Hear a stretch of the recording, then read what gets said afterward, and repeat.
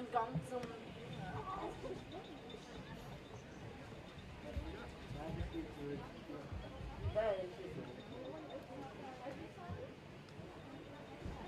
Ja, aber das ist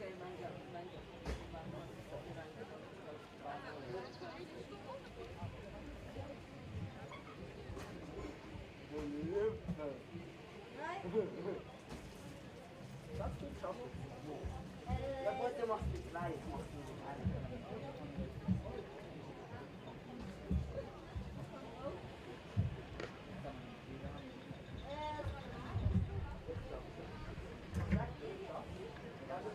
Mit einer Hand.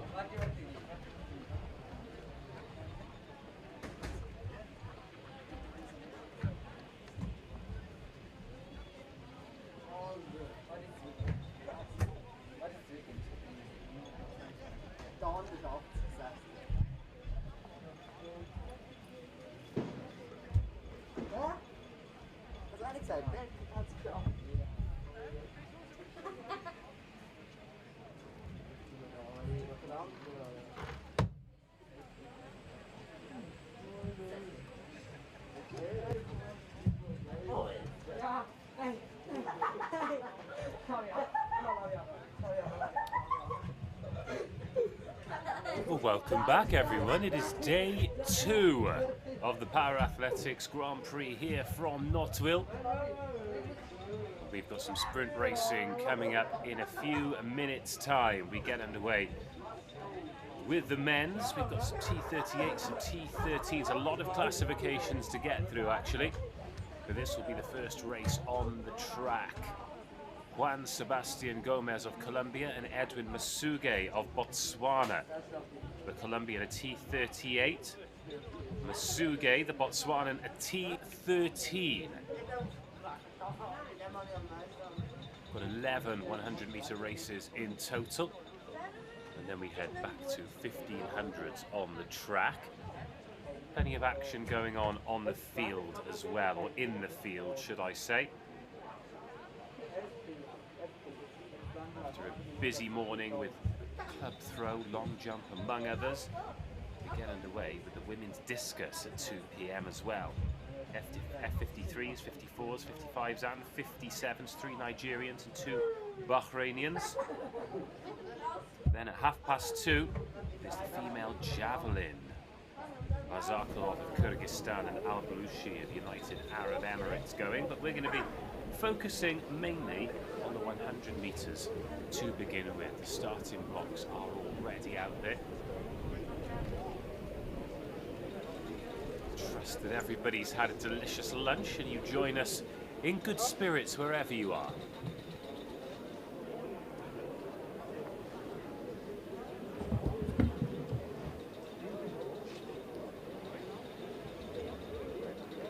Especially if you're in Europe, it will be lunchtime now, so UK it's 1 p.m. in Nottwil, local time 2 p.m. Definitely lunch on a Saturday. Hopefully you enjoyed your Friday night and you've got a busy Saturday night planned, an evening's entertainment, friends, family. But you've got your alarm set to join us for tomorrow, the final day of this Para-Athletics Grand Prix in Nottwil. Stephen Jameson will be taking over commentary duties. Lovely focus pull there.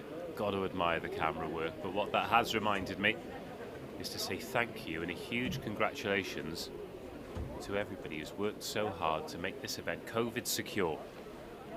So many people, so many countries, so many sports to learn new skills, to make things safe. Things that very often over the years we've taken for granted. But safety The athletes, coaches, staff, volunteers, everyone on site is paramount. And of course the safety of you guys at home. We've got a planet to open back up. And we can't wait to welcome you back to athletics venues and para-athletics venues. Because the atmosphere that supporters bring can be the difference. So we're just waiting for the athletes to appear after lunch. Just 2 on track for the first race.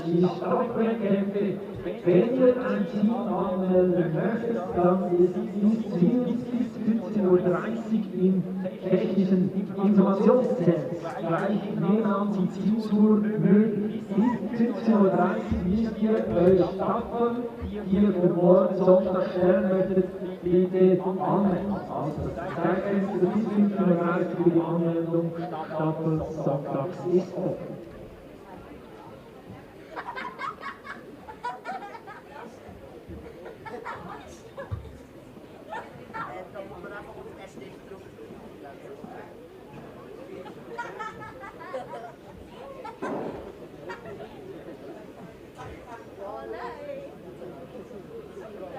Information for tomorrow for the relay. You do have a registration which is possible till 15:30. 30 minutes after 3 o'clock at the red tent here next to the time tower. So relay registration for tomorrow till 3:30 at the red tent next to the time tower.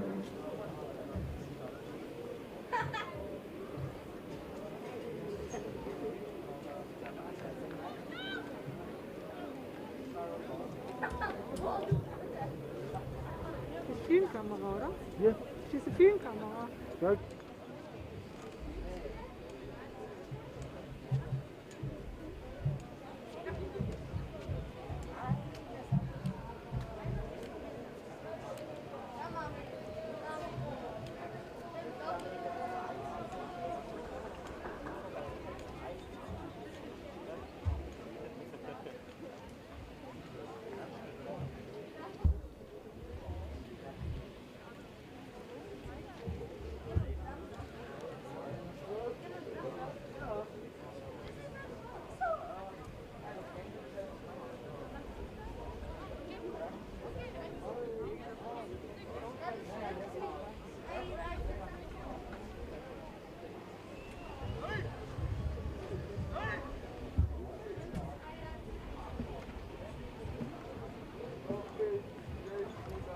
Racing about to get underway here, then welcome back everyone to Nottwil, day 2 of this Para-Athletics World Grand Prix. 100 metres coming up, some great racing for you to look forward to as well.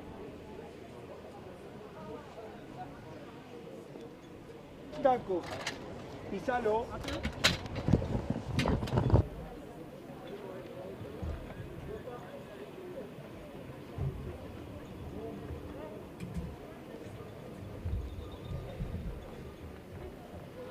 In this one we can see Antoni Paschun of Estonia in lane 8.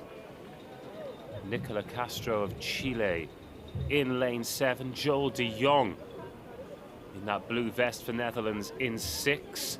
Hernan Barreto, the Argentinian, in lane 5, wearing number 1, the T35. From Mauritius, Henri Marianne in 3. Finn Turnier of Switzerland, the young man. He's had a very busy schedule. Long jump and 200 yesterday, 100 today. And then Moritz Hoffmann of Germany, the T37, goes in lane 1. So all different classifications, well, mostly different classifications. We do have 2 T35s, Hernan Barreto and Finn Turnier, both T35s, but at very different stages of their careers.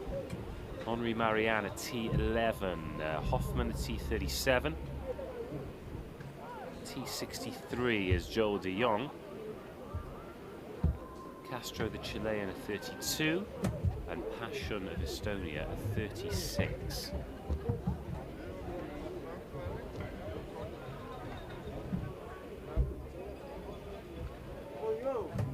Well, while we're waiting for them to start, I'll run you to the world record. Stranger things have happened, you know.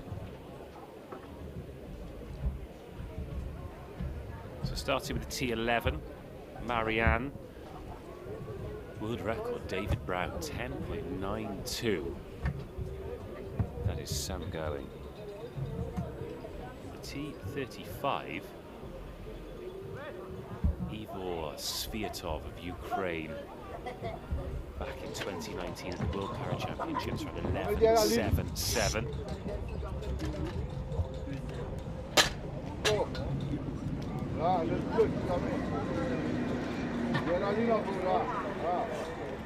Great view there of runner and guide.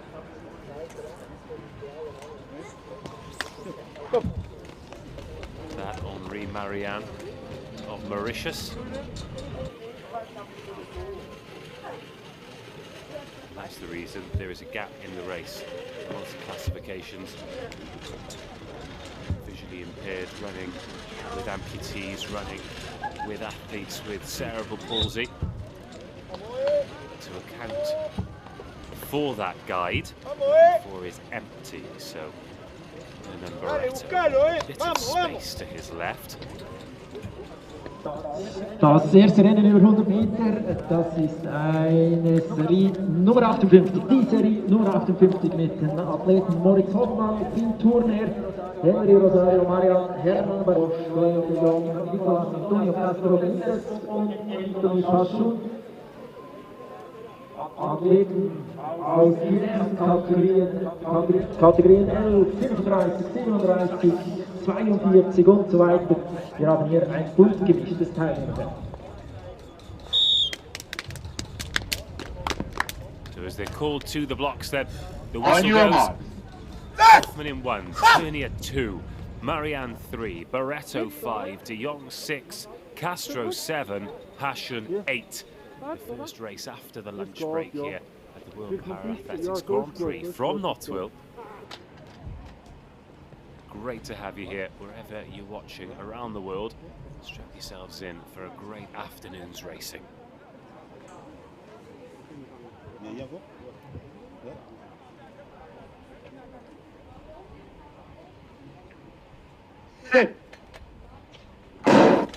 away first time.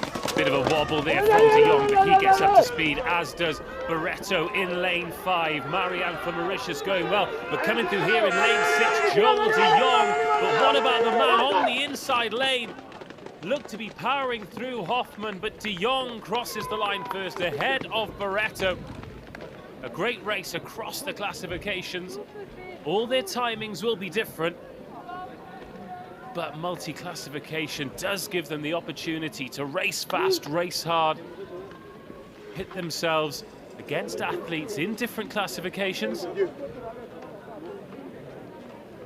Joel De Jong of Netherlands coming through and appearing to cross the line first in lane 6, the T63. 19 years of age, Joel De Jong. He's got years and years of getting faster to come. A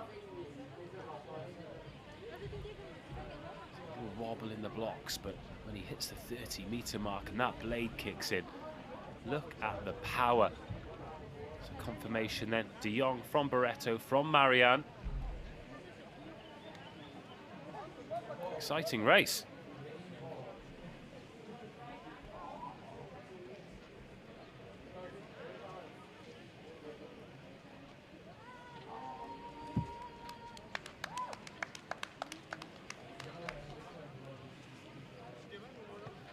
Those the athletes in our second 100 meter. In lane 1 for Nigeria, Michael Olusola in the T37 class. Then the German, Lucas Schweigheimer, also a T37 in lane 2. Yaha Al Lushi, United Arab Emirates in lane 3 in the T46 class. Two T38s next to each other in 4 and 5. We've got Natayod Chaikan and Jose Chesani Garcia of Mexico in 5. Denpum Kocharang, a T64, goes in lane 6. From Germany, David Berre. He's a T62 in 7. And then in lane 8, Mario Cesani Garcia of Mexico, T13.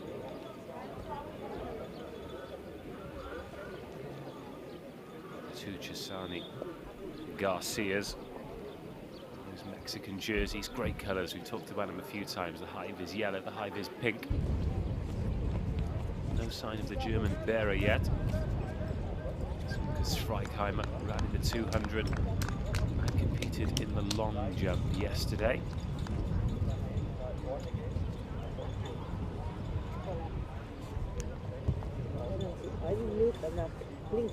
Genau, ja. The odd Chaikan stood stock still next to Cesani Garcia. The Mexican, those two in direct competition is T38, two T37s next to each other in 1 and 2 as well. Olasola and Schweikheimer.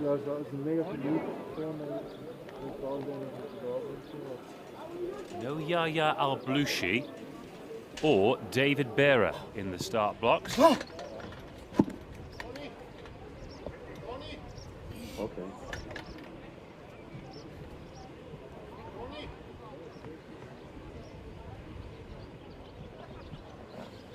So empty lane 3, empty lane 7. Set. And away first time. Excellent start in the middle there from Garcia, and he's looking to pull away from the Mexican. Oh, but coming through from Thailand, Chakan.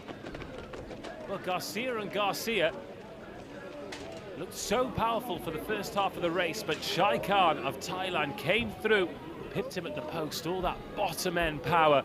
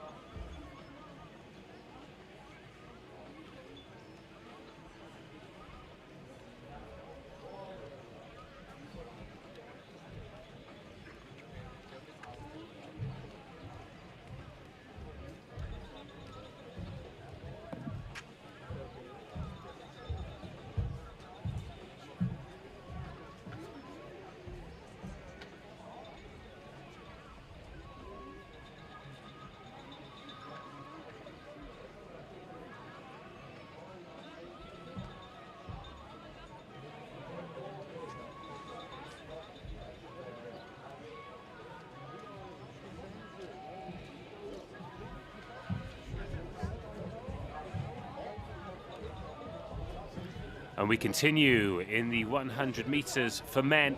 In lane 1 this time, Levi Vlet goes in the T64. Max Marzillier for Germany. In lane 2, Richard Gonzalez, Dominican Republic, T12 athlete in 3. Then a gap before lane 5 is occupied by Dominican Republic's Christian Mejia in the T46. Elmir Jabrailov of Azerbaijan in lane 6, and then in lane 7, Luis Gonçalves of Portugal.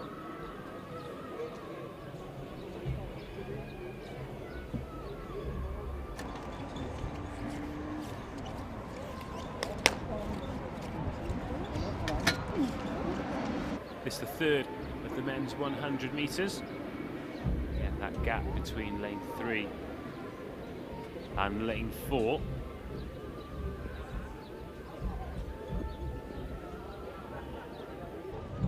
To account for the visually impaired athlete.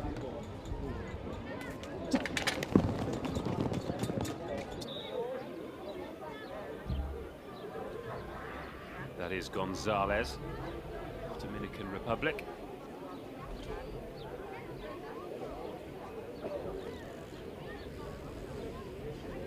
Two T12s and two T13s. T12s, Gonzalez in lane 3 and Gonçalves in lane 7. The 13s, Jabrailov in lane 6 and Marzillier in lane 2.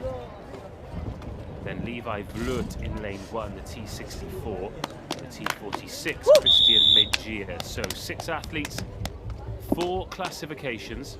On your mark. And they're called to their marks.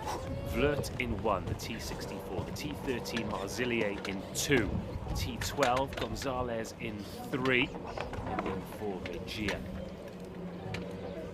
6, Jabrailov, 7, Gonçalves.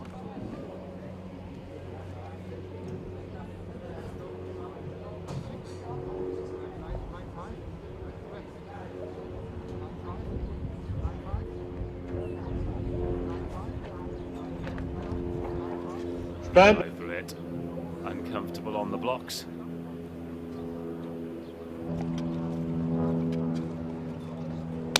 So they will have the opportunity to reset. He's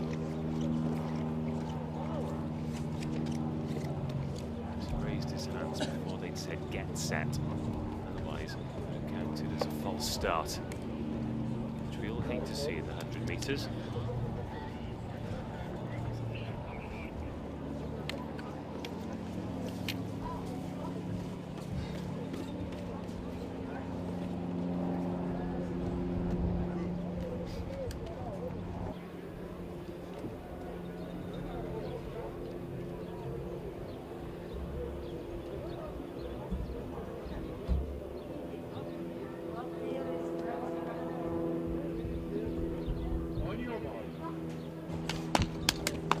Call to their marks for the second time.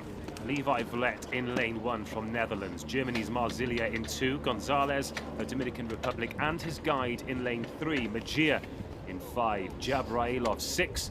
And Gonçalves of Portugal in lane 7.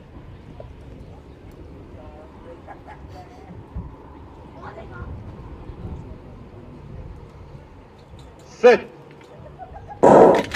And away they go. Great start from Levi Vlet as he looks to get that blade working, but he's been left behind by the man in lane 6, Jabrailov, coming through. It's a strong finish in 3 though from Marzillier.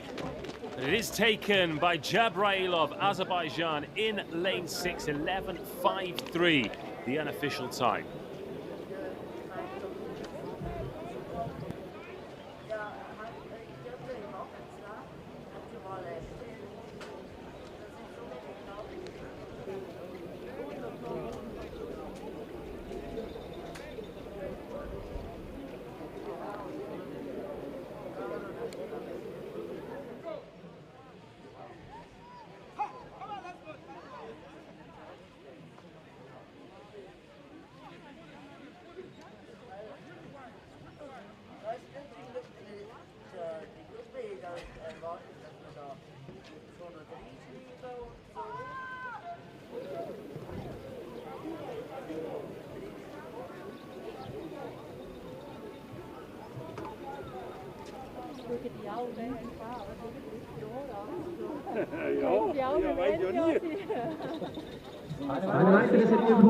The men's 100 metres continues. Another regions classifications here. We've got T47s, T62s, T46s, 12s and 13s all going in this race. Race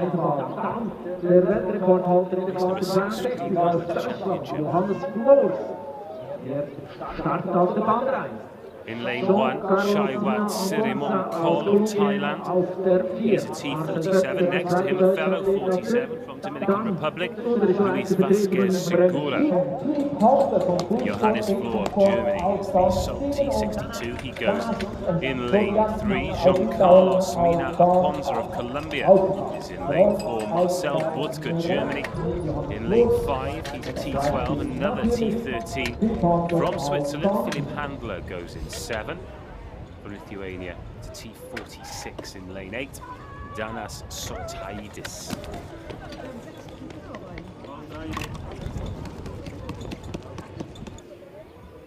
It's the final men's 100-metre race. Then move on to women, starting with the T12s, where, according to my start list, Manuela Jacinto Santana might be running on her own.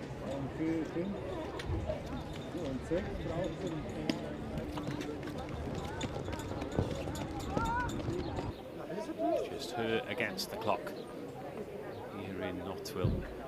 Temperature has dropped, the weather's still dry, a little bit of breeze.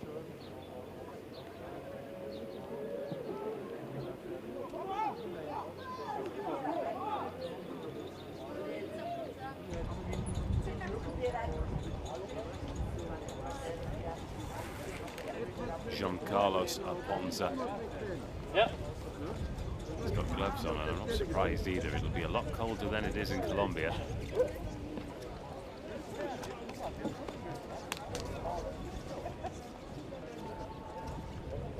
He's a T13 racer, as is Philipp Handler of Switzerland. Handler, all in red there with the white trim. Those dark clouds looking a bit more ominous, and that wind rippling through the Swiss flag, certainly stronger than it was this morning. Are we sensing a pattern here throughout the weekend? Clear mornings, rough afternoons, not great for sprint times, let me tell you that.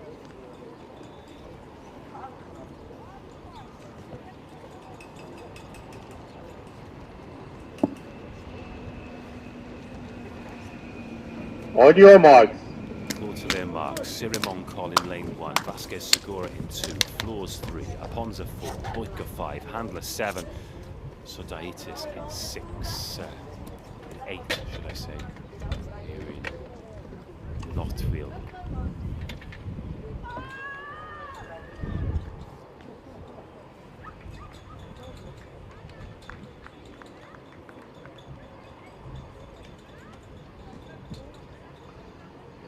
Sit. Again away first time, and it was a really quick start from Aponza of Colombia in lane 4. He'll take some catching, but Philipp Handler is doing his best. Aponza, though, takes it away. The Colombian in a class of his own, 11.04. The quickest time for Jean Carlos Mina Aponza of Colombia. That is the unofficial time. It's been rounded down to 11.02. Confirmation of that will be published later on.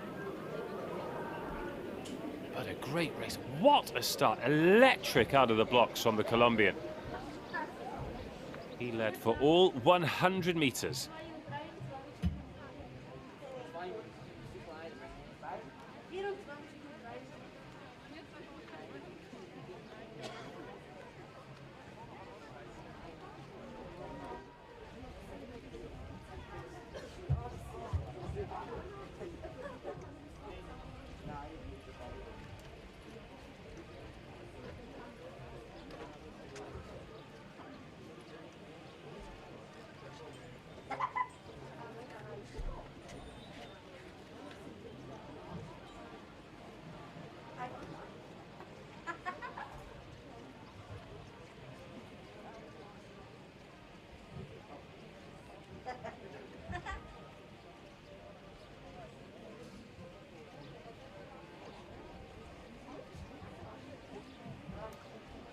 With that, we'll shortly be moving into the women's 100 meters, starting off with Heat 1. Manuela Jacinto Santana at T12, currently scheduled to run her own race, but I wonder if they might crowbar into another heat. Then move into the T35 to 64, Heat 2, 3 and 4. 5 and 6, all of these will be seeded on times.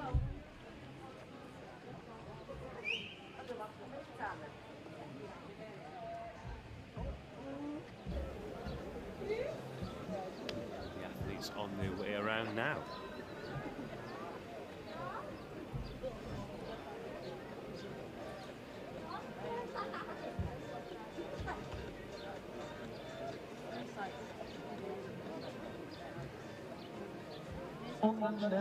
Von den schnellen Herren zu den schnellen Damen. Wir wechseln die Rollen bleiben aber auf 100 Meter Sprintstrecke. Wir haben ein Feld mit Schweizer Athletinnen demnächst am Start. Auf Bahn 1 werden wir Sophia Gonzalez vom Plussport Behindertensport sehen. Bahn 2 ihre Landsfrau Elena Krater, die Zentralschweizerin auf Bahn 2. Dann auf Bahn 3 Cheyenne Bushorn, Netherlands, Lane 3. Angeline Mauritius, Lane 4. That is Irmgard Ben-Suzanne of Germany making her way around. Rekordhalterin in der Kategorie 44. Über 100 Meter Sprintstrecke. Irmgard Ben-Suzanne aus Deutschland. Wir da Bahn 6 wird 100 Meter Rennen lang. T44 racer. Bahn 7 Netherlands. Laura Burbula aus Deutschland.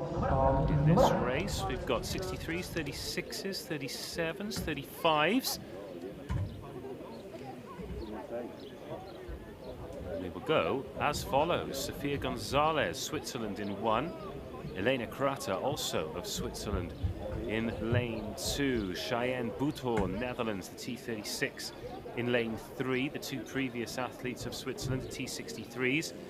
Then Anais Angeline, those two already have headed off against each other in the long jump pit. So the Mauritian Angeline goes in lane 4, and then next to her another opponent from the long jump pit, Lisa Cornelissen, in lane 5. From Germany, Irmgard Ben-Suzanne, who we just saw in the red jersey of Bayer Leverkusen, the T44 in lane 6.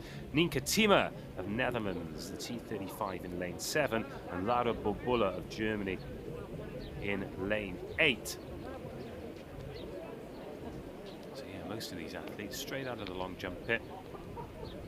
A little bit of sustenance over the lunch break, then straight back out for 100 meters.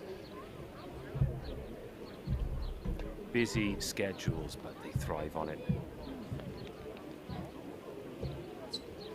Every athlete that we've spoken to has talked about how great it is to be back out there competing at a high level. On the road, living out of a suitcase. And of course, hoping to pick up some form here. Transfer it to Tokyo in a couple of months' time. We'll fly around, you know. The Olympic Games, then a couple-of-week break, followed by the Paralympic Games. Cheyenne Buthorn of Netherlands. She was on the track yesterday when the rain set in. And the four of them stood on the start line. Are they racing? Aren't they racing? There was a technical problem, but eventually, thankfully, they got to run. But before that, they got the chance to go back inside and get a little bit warm. It's not always glamorous. On your mark. Chance to be glorious. So the first women's race in the 100 meters. Gonzalez 1, Krater 2, Buthorn 3, Angeline 4, Cornelissen 5, Ben-Suzanne 6, Thiemer 7, Burbula 8.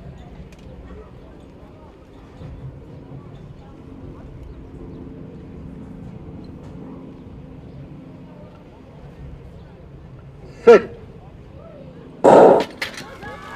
Very quickly out of the blocks goes Angeline from Mauritius. She did well in the long jump. She's looking to continue that form in the sprint, but in lane 6, Irmgard Ben-Suzanne, the T44, is powering home. Then is Buthorn from Angeline, but Ben-Suzanne not that quick out of the blocks, but powered through to take the win. Germany from Netherlands, from Mauritius, the first of our women's 100 meters. Some performance that from the experienced German.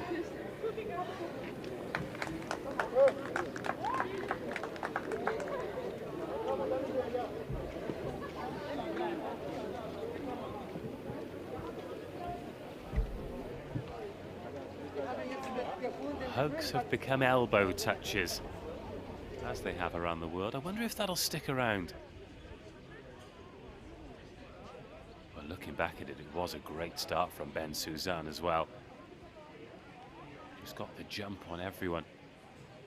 So physically big and strong. It sometimes comes as a shock to see her get out of the blocks so well. But brilliant start. Got into that drive phase.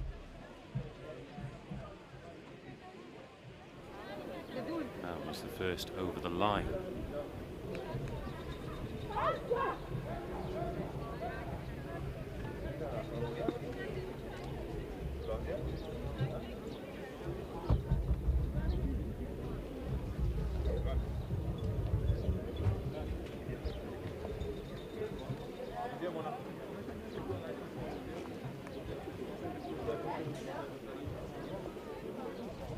So the start list ahead of the next race.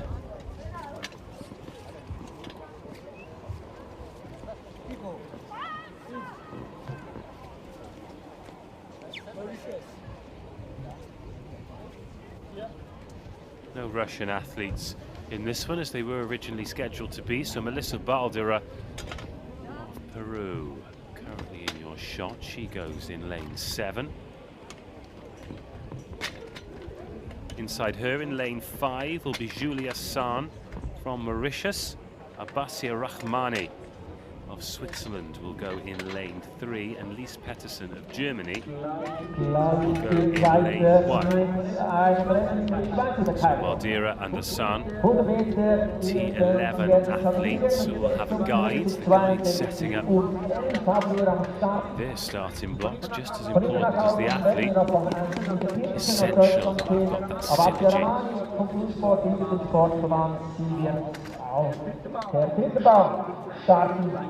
And Rahmani, a T62, will go in lane 3, and Peterson, a T46, in lane 1.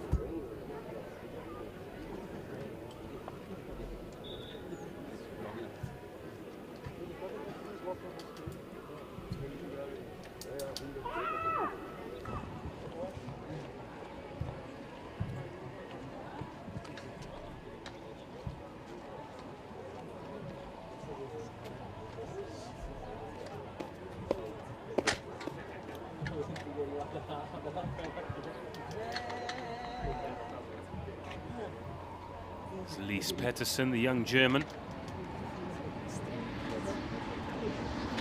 16 years of age next month.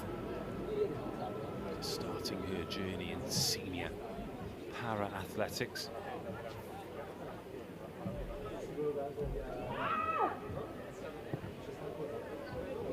Abbasia Rahmani, Switzerland. 28 years of age.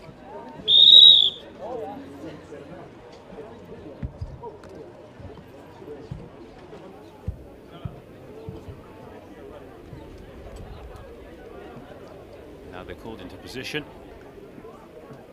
And it's time to go, the second 100-meter race.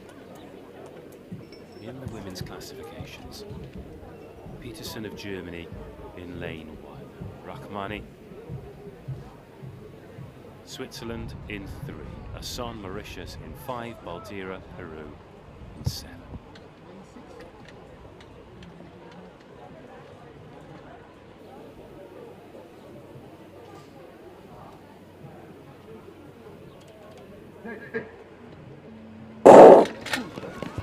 And we're off. Watch for Assan getting those blades working after Peterson has gone very well. Well, Assan is going incredibly well, but can Rahmani dig this one out? Absolutely not. It will be Assan to take it ahead of Baldera, then Rahmani, then Peterson. Brilliant performance there from the Mauritian.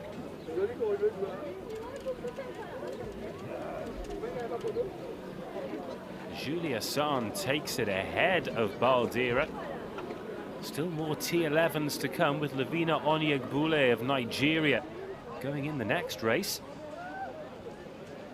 But Asia Rahmani not able to get those blades really working for her. She crosses the line in third place, and Lise Peterson of Germany in fourth.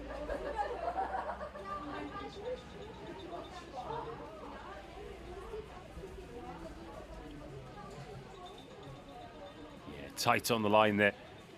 Great duck by Baldira to get there ahead of Rahmani.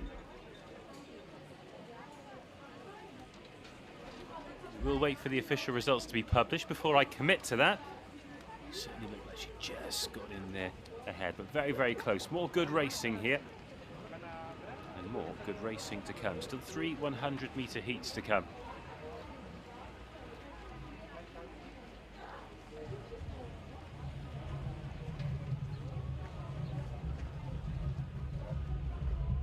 As we see the lineup for the discus about to get underway.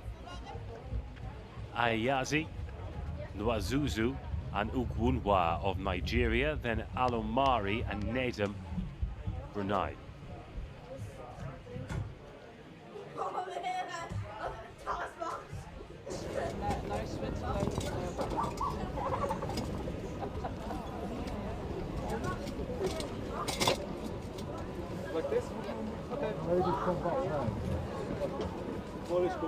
So the athlete consultation takes place exactly how they want their throwing stool set up, and here come the ratchet straps to secure it in place. The athletes are strapped in, secured in, to make sure that they've got maximum support. And they take all of their throws. The best one counts against their score, but once you've gone, you've gone.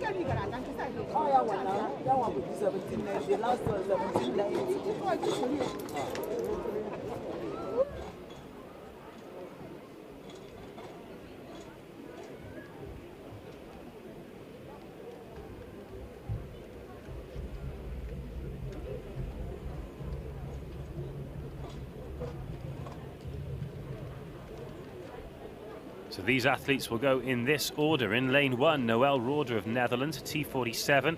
T38 in lane 2 from Germany, Nel Moos in 3 from Nigeria. At T11, Lavina Onyegbule, after we've just seen that great run from Julie Assom, the T11 in the previous heat.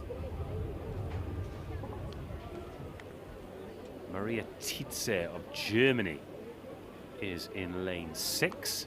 And the Botswanan, Shedimoso Mogweng, was scheduled to go in lane 7, and there she is, just reappearing in your screens there. Wonder where she got to. So lane 8 will be empty for this next heat.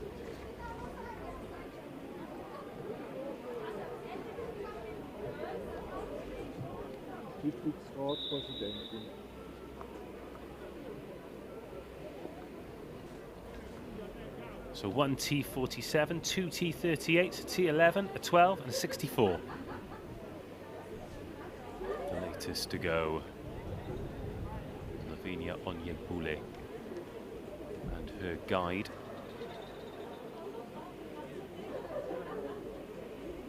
So once again, lane 4 will be empty.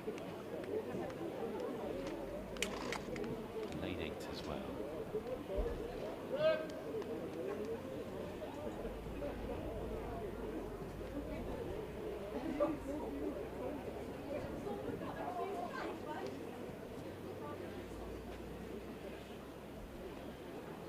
So following these 100 metres, next race is on the track. We'll be after a short break in proceedings. We'll be getting back on with the distance racing. They're due to start 3:30 local time, the 1500s. Men's T52, 1500 metres.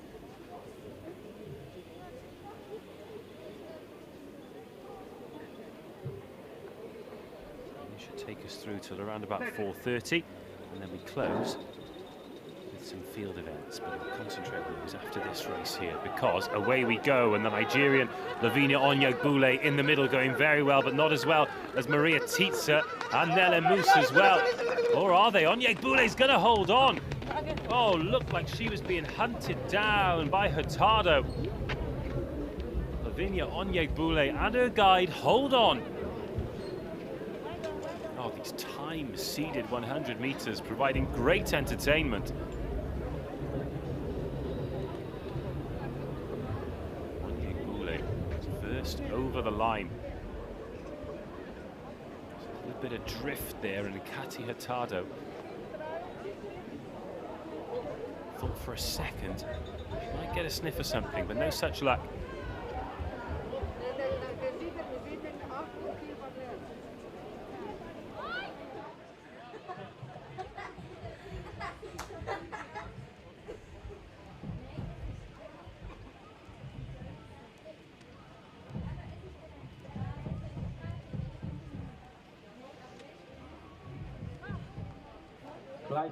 Well, as you can see, we'll be setting up for an interview in the next few minutes. Always great to hear from the athletes. We've had some brilliant ones so far.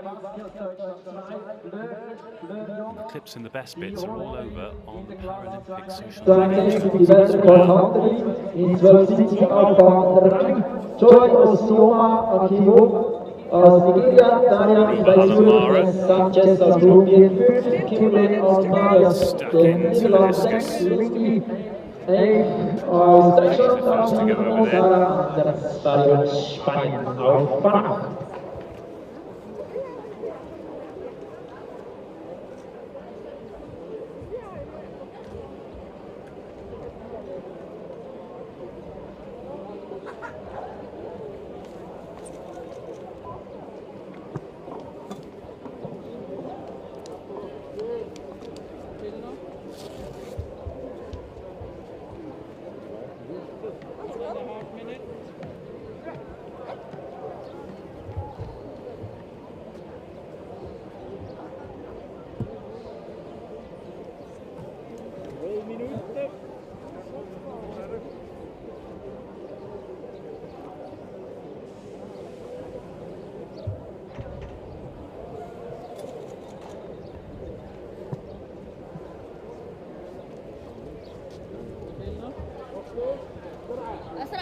These seconds.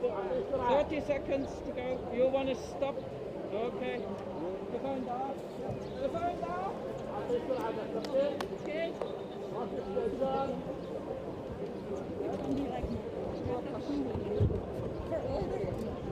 You change.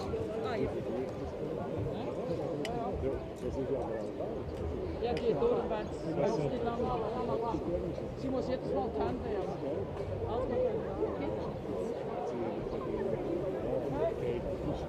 First try.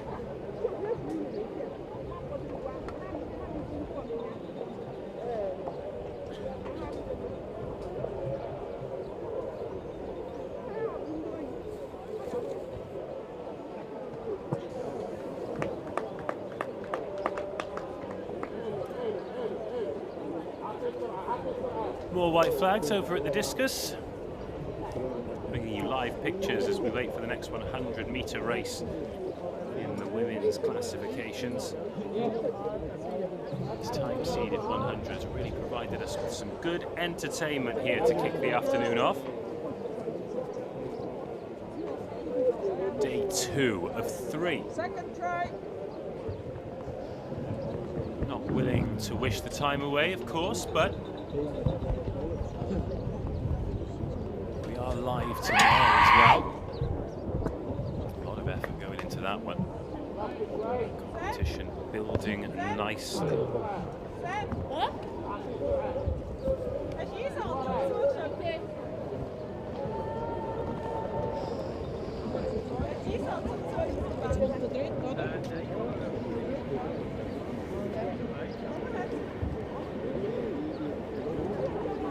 Third try.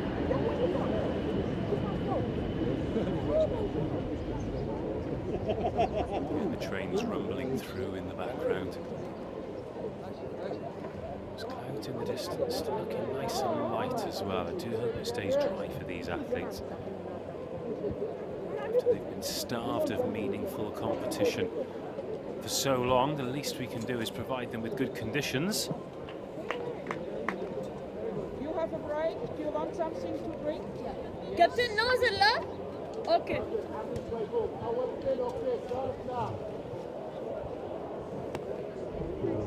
a little break for refreshments as well as we head back to the track.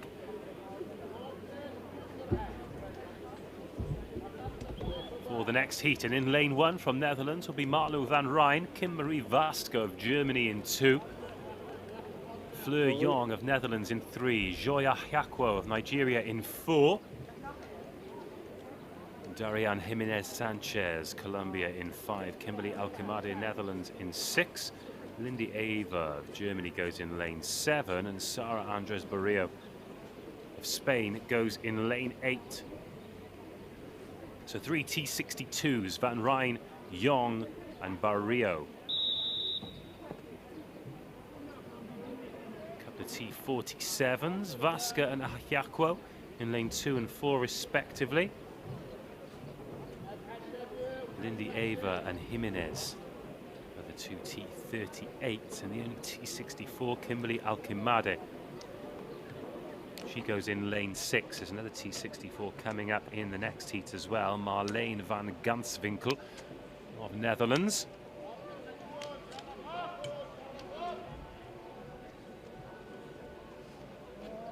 And the way these are seeded, they should get faster and faster. So this race, then the next race, we should see some serious gas.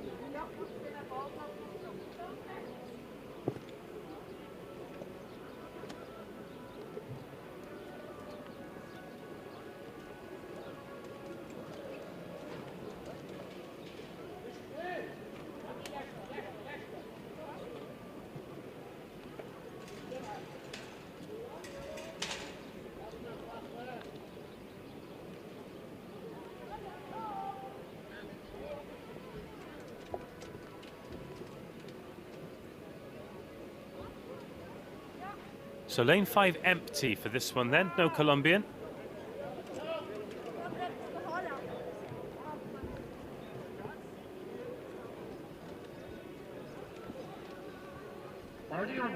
So as they call to their marks, Van Rijn 1, Vasca 2, Young 3, Hyakwo 4, Alkemade 6, Ava 7, Andres Barrio 8.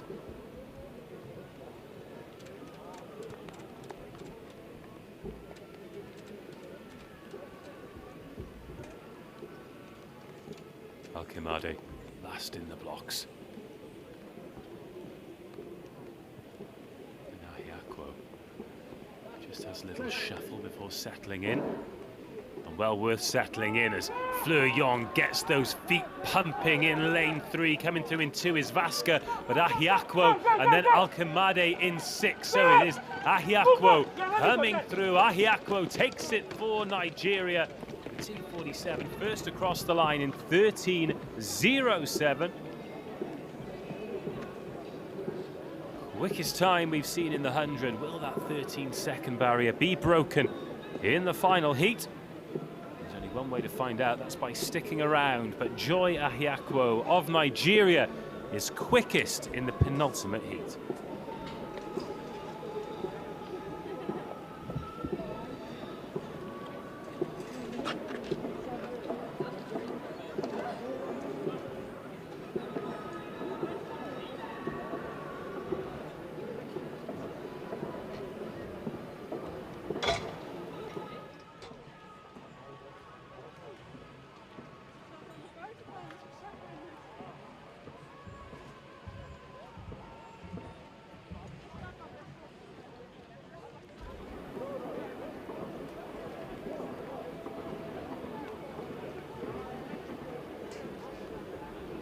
Right then, the last of our 100-meter heats before we head back to the distance races, 1500s, and another great lineup for you here. In lane 1, Marleen van Ganswinkel of Netherlands, a T64 athlete. Everyone else a T13 or a T12.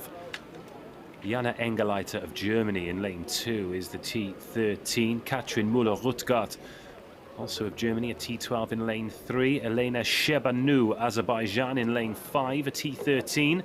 Yulia Yanovskia of Azerbaijan goes in lane 6. Then Darlinis de la Cruz Severino, Dominican Republic, a T12 goes in lane 7. Severino requires a guide. Also went in the 200 meters yesterday.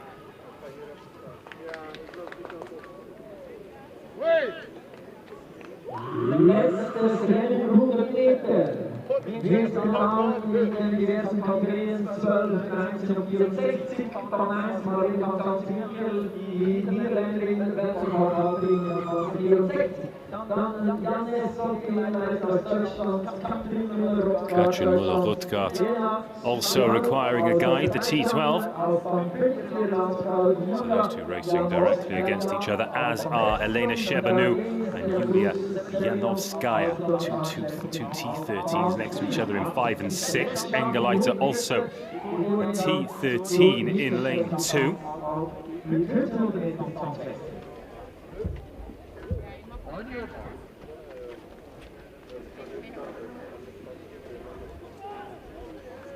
Elena van Gansevinkel, the only T64, so she's racing against the clock with that bladed left foot.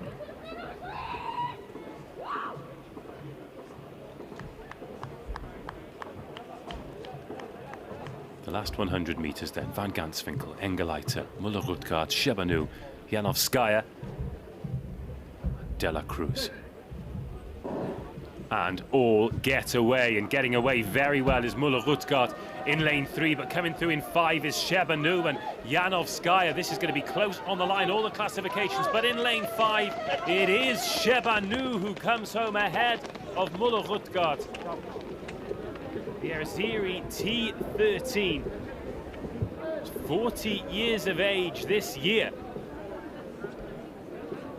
still putting in the times on the big stage. Shebanou of Azerbaijan takes the victory.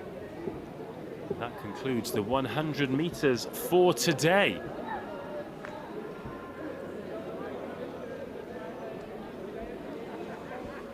.28 as well. Told you there'd be serious gas by the end of the rounds.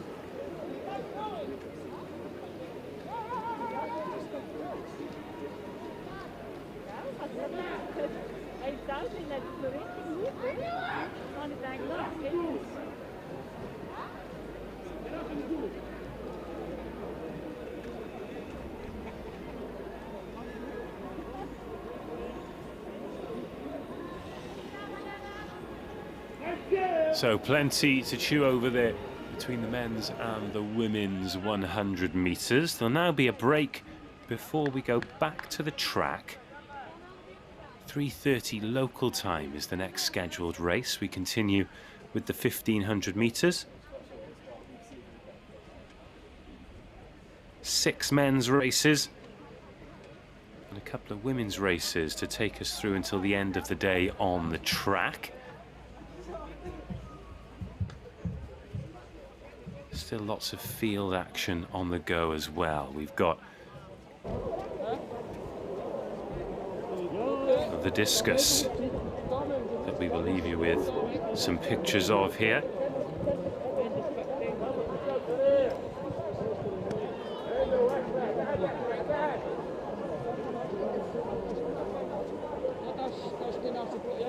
So this Fatima Nedham, she is an F53, following her compatriot Ruba Alomari. Has already been, so we've got an F53 in Nedham, a 55 in Alomari, then the 3 Nigerians. Flora Ogwunwa is an F54, then the 2 F57s, Grace Nwazuzu and Yukaria Yazdi.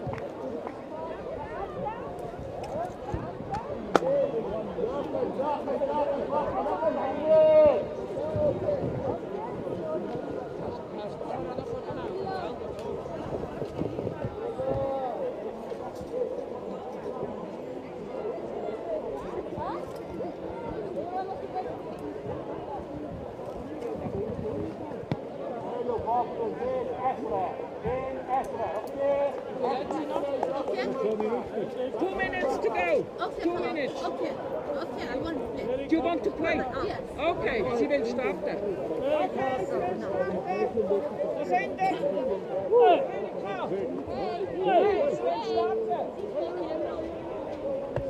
Je hebt kaltjes.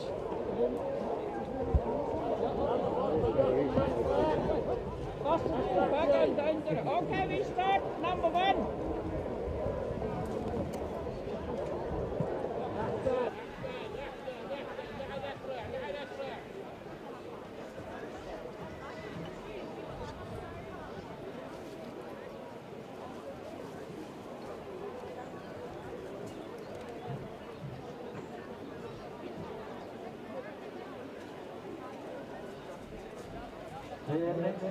Der nächste große Zeitpunkt auf der Bahn, 15:30 Uhr, 500 Meter, der Männer im Rennrollstuhl in der Kategorie 34 und 52.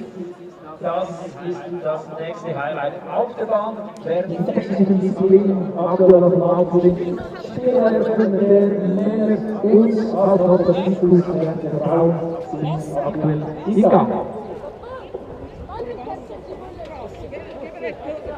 Flasje voor een stoel.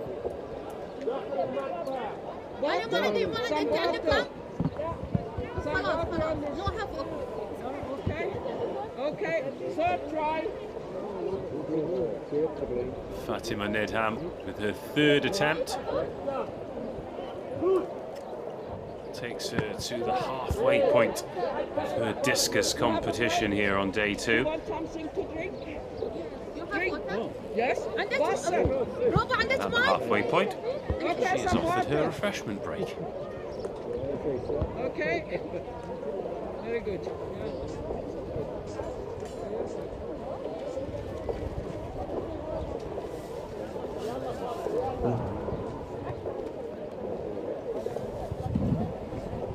Okay. Start with number 4.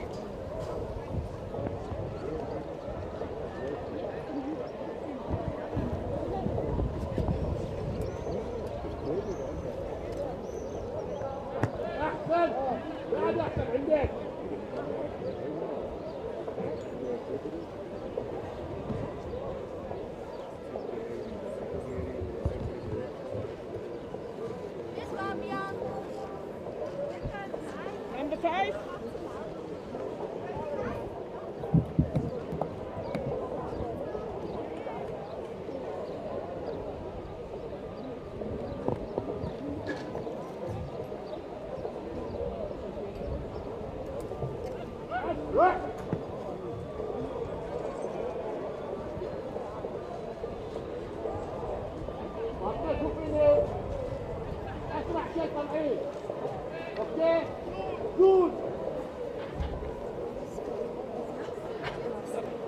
Last try.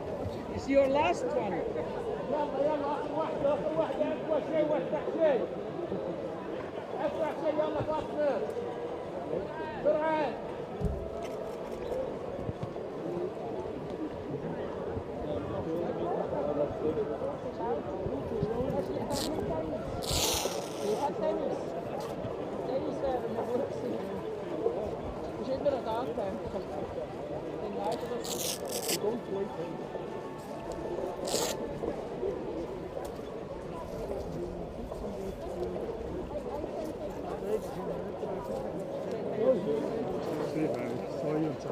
Ja, genau. Oh.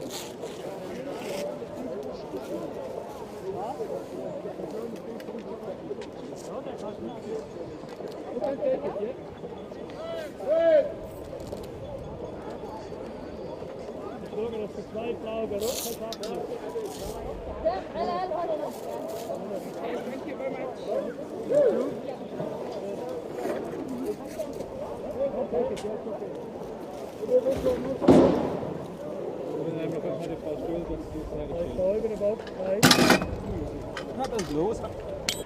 Jawohl, wir sind am Schermen und bei mir ist Stiftungsratspräsidentin von der Schweizer Paralympic Stiftung, Heinz Hanselmann. Herzlich willkommen hier in Nottwil.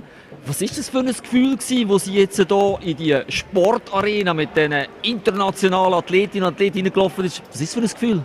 Also sensationell. Jetzt sowieso nach dem Jahr, oder, wo vieles nicht mehr möglich war, also das Lachen, die verschiedenen Sprachen zu hören und auch zu spüren, wie die Athletinnen und Athleten richtig brennen darauf, wieder ihre sportliche Leistung können und dürfen zeigen. Aber auch alle, die mitorganisieren, man spürt das so richtig. Da ist Leben da, so in eine neue Normalität und richtig gut. Genau, und wie sehen Sie so den Stellenwert vom Sport jetzt im Speziellen? Bewegen und begegnen, es ist ja ein bisschen beides und das tut unserer Seele, aber auch natürlich am Körper gut und vor allem jetzt auch, ob man eine Behinderung hat oder nicht. Wir sind darauf angewiesen, dass wir uns bewegen. Es ist eigentlich wie die Sonnencreme, die schützt gegen einen Sonnenbrand, ist Bewegung, die einfach ganz viel ausmacht, auch für die Gesundheit. Und wenn man so ein Event durchführen darf, ist das natürlich ein super Zeichen nach außen, um zu zeigen, was Bewegung bedeutet, was Bewegung aber auch kann bewirken, egal wie das man zu Weg ist. Sie sind jetzt etwa seit rund einem Jahr im Amt. Wenn Sie jetzt mal so ein erstes Fazit ziehen von Ihrer Amtszeit, wie fällt das aus? Sehr gut. Wir reden ja immer so ein bisschen vom Spirit von Nottwil und den habe ich wirklich 1:1 dürfen spüren.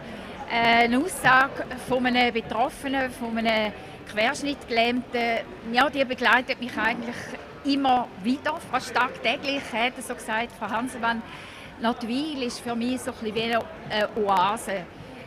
Man geht auf mich ein, ich kann sagen, ja, wie es mir geht, was ich brauche. Und das tut mir einfach gut.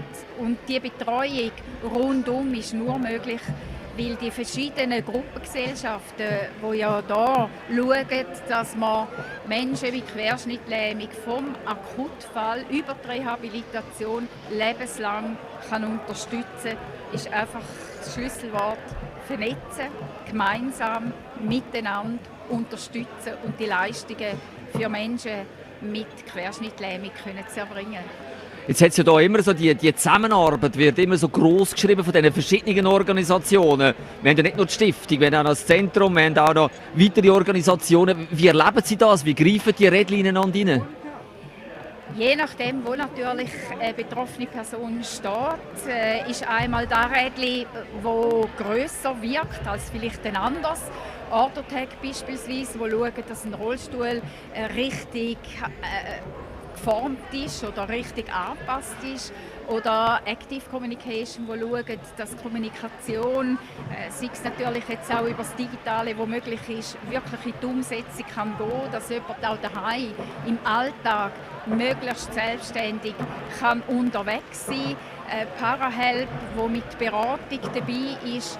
Und das SPZ, wo im Akutfall und in der Rehabilitation einfach schaut, dass höchste Qualität zu jedem Zeitpunkt geleistet werden kann. Und da finde ich bemerkenswert, es ist schön, dass wir so etwas anbieten dürfen. Ich glaube, das ist ein einzigartiges Solidarwerk in der Schweiz, aber auch Vorbild für Europa.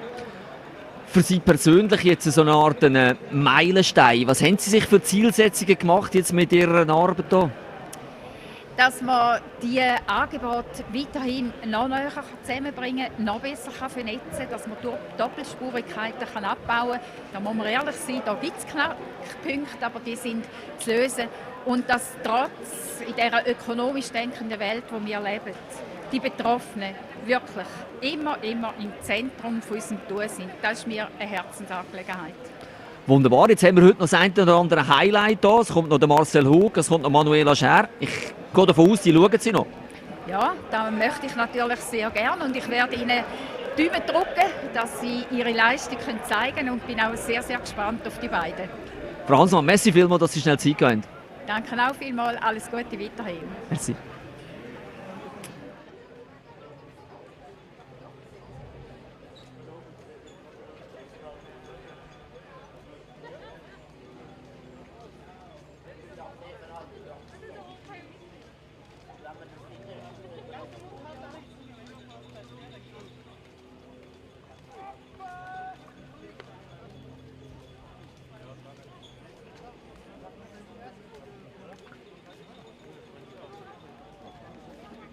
Hundreds and 100s still to come this afternoon on day 2. There's action going on in the field as well.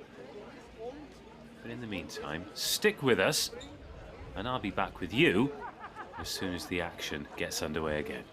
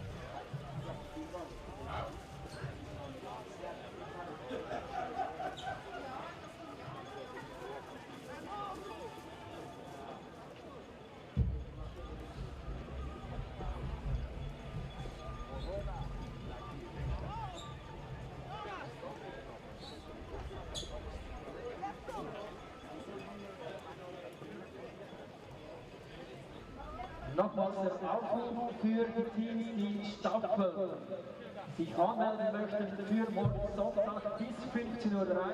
Das Anmeldefenster für die Staffel Team Relay. Morgen Sonntag, ihr habt Zeit bis 15:30 Uhr im roten Zelt gleich beim Sitzturm. Das müsst ihr noch bis 15:30 Uhr erledigen.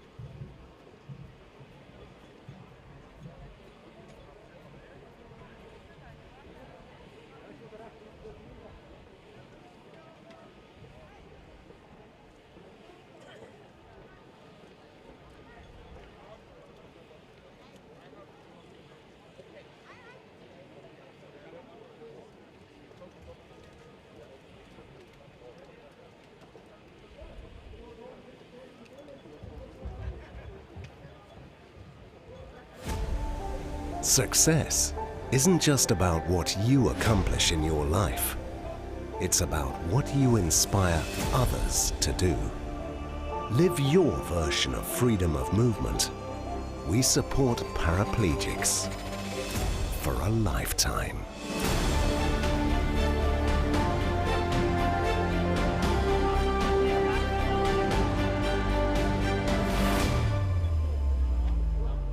Mut heißt aufstehen, wieder aufstehen. Mut heißt abfahren, auf was man will, auf wen man will und wie man will. Mut heißt vertrauen und verzeihen, Pläne machen und bloß nichts machen, nur weil andere es von dir erwarten. Mut heißt mal gewinnen und mal verlieren, aber niemals den Mut. Mut heißt machen. Allianz. Flow, das beglückende Gefühl restloser Fokussierung. Focus Water. Find your flow. Nach all dieser Zeit, nach all diesen schönen Erlebnissen soll ich jetzt einfach gehen. Herr Schneider, Jetzt habe ich doch gerade die Weiterbildung gemacht. Ihren Schlüssel bitte. Wie lange bin ich jetzt schon bei Ihnen? Seit 3 Tagen. Freiwillig geht bei uns keiner gerne. Campus Sursee, das größte Seminarhotel der Schweiz. Buchen Sie doch das nächste Mal auch noch das Wochenende. Hm?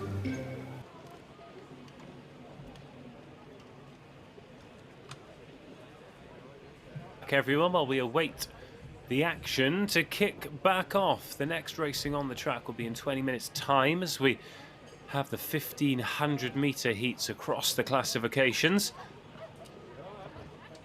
You can see empty cages over there, so no throwing going on right now. The next event in the field will be the Javelin.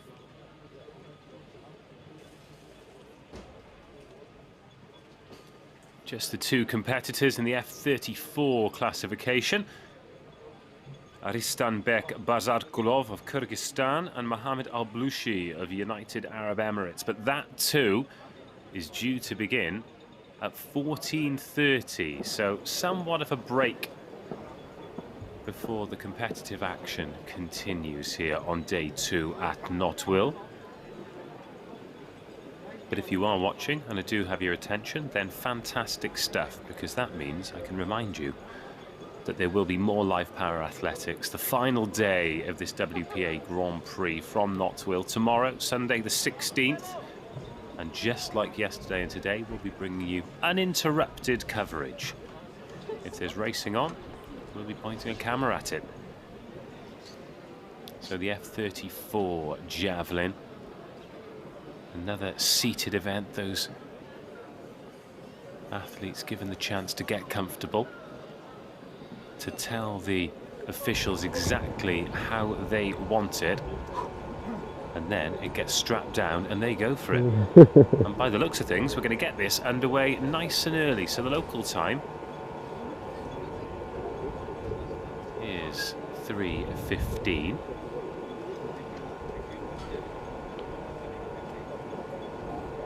Aristanbek Bazarkulov. He is an F34.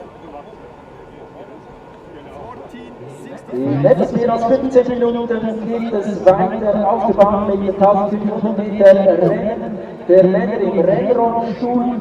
Wir werden Ihnen selbstverständlich diese Athleten genau vorstellen, wenn das Ganze weit ist. Viele dieser Athleten, die hier da am Start haben, die sind wortwörtlich Stammgäste, wie unter anderem auch der Österreicher Thomas Geistübler, der dieses Rennen auch dann in Angriff nehmen wird. Und dass diese Personen immer wieder hier in Niederlande zu Gast sind, danken wir nicht zuletzt hauptsächlich So 14:65 is the number we've got there for Bazarkulov. So ein großes Dankeschön zu unseren Sponsoren Allianz, Next attempt one of the 6 he'll be allowed. He gets a short break. And then 15:17 for attempt 2. So getting that shoulder warm. Campus Sursee HKG AG, IBA AG und Allianz, das Patronatsträger für Sport Schweiz. He's in that chair. That's his feet strapped in as well, so can use his core as leverage. 2 attempts in, 15-17. The lead distance so far for Astinbek Bazarkulov. He'll be followed into the throne by Mohamed Al Lushi.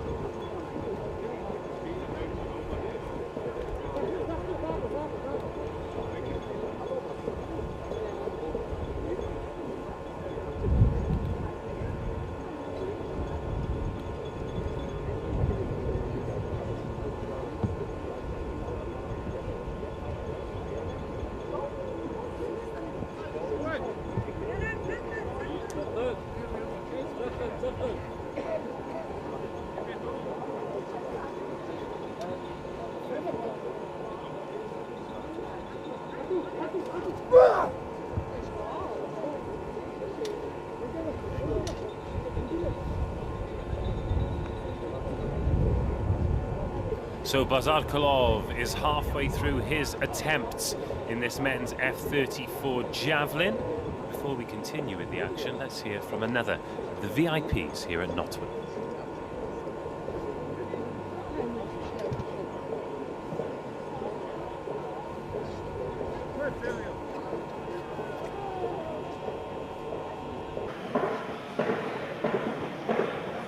Ja, wir sind hier wieder in der Interviewzone und bei mir ist jetzt der Laurent Prins, Direktor von der Schweizer Paralympic Vereinigung. Herzlich willkommen. Wenn Sie jetzt hier oben gelaufen sind und das Feeling sehen, wie belebt die Anlage, ist grossartig, oder? Ja, es ist grossartig und es ist einfach auch Zeit. Wir alle haben auf diesen Moment gelangt und haben es erwartet und haben jetzt über ein Jahr lang das eigentlich nicht mehr leben dürfen. Und wenn man sieht, was hier passiert, das ist wirklich grossartig, ja. Und wir haben eine grossartige internationale Beteiligung mit Höchstleistungen und gestern auch noch einen fabelhaften Weltrekord gehabt mit diesen 5 Sekunden Überachtung. Das ist unglaublich, wie die zum Teil über sich rauswachsen, obwohl sie eigentlich ein Jahr lang Pause hatten.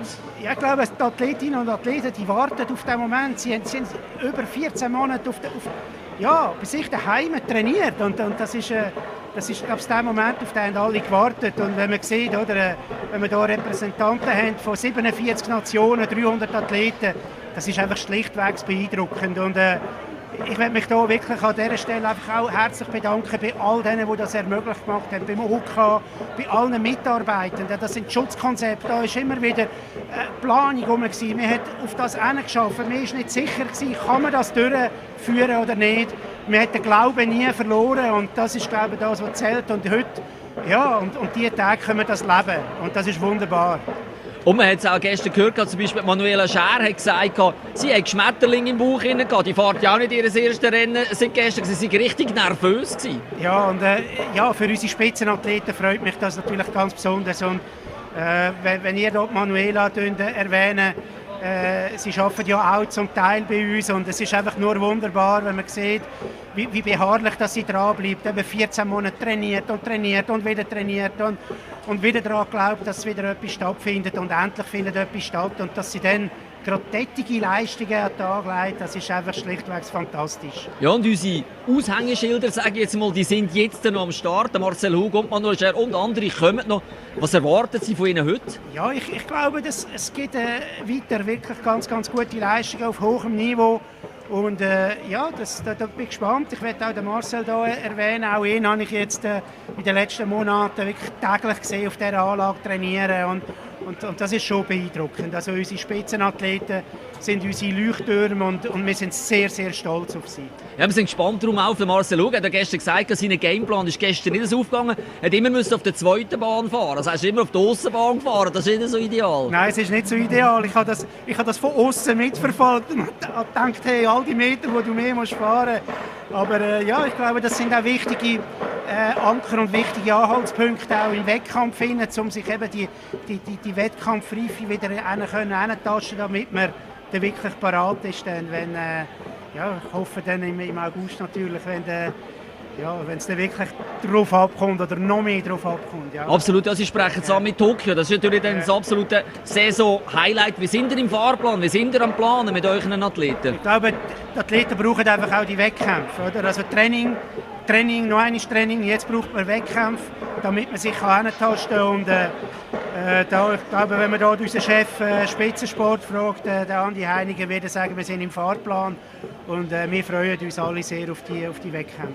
Freuen ist das eine, hoffen das andere, erwarten das dritte. So in Sachen Medaillen. Unsere Leute, die gehen, also die Spitzenathleten, die gehen an Olympia wegen der Medaillen. Gibt es da irgendeine Zielsetzung oder eine Hoffnung, oder wie sieht das aus? Zielsetzungen, ich glaube, die Zielsetzungen, die kommen immer von den Athleten selber. Und da gross von außen Druck machen und so, ich glaube nicht, dass das das Rezept ist. Die Athleten sind so fokussiert, und wenn man die Athleten fragen, was sie für Ziele haben, mit was für Ziel dass sie an die Paralympics gehen, und da kommt das sehr, sehr gut raus, da bin ich überzeugt. Laura Brands, merci vielmals, dass Sie schnell zeigen, und viel Spaß noch jetzt bei den Wettkämpfen, die kommen. Danke vielmals. Ab Schweiz.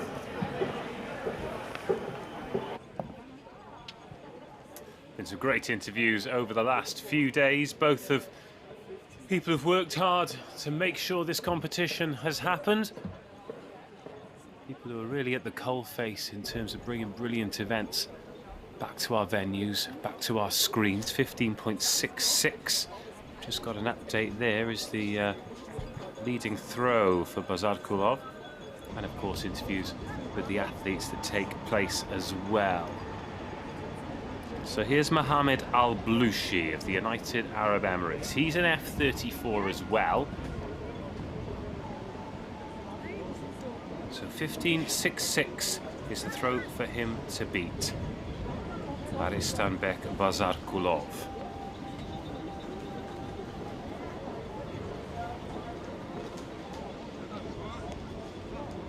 Still long jump to come in the field as well.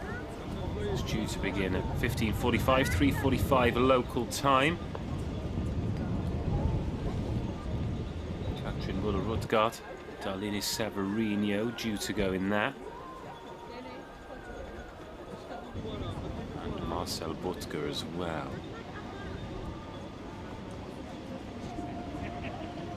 Oh, just in the background as well, a bit more John Farnham. Love it. Music maketh the event. So Mohamed Al Lushi to keep the action coming before we head back to the track for the 1500 metres.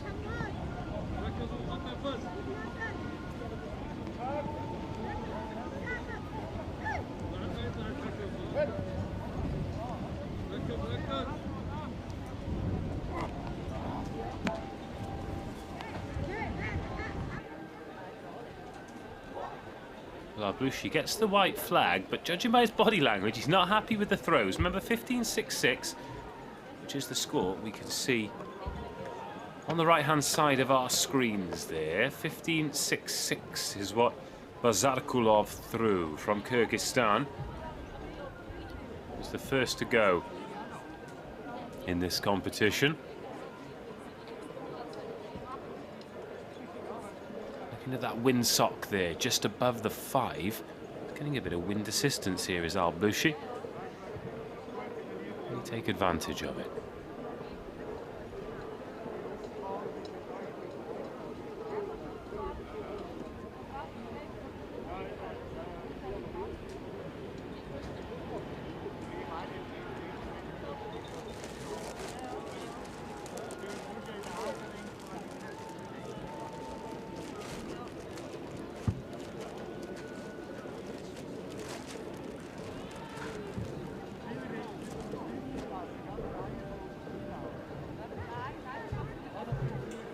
So 13.29 with attempt 1 on the board for Al Lushi. 5 attempts to go. He'll be given a short break and the chance for some refreshments after 3 attempts. Usually expect that number to go up Very rarely is the first attempt the best attempt with these seated throws.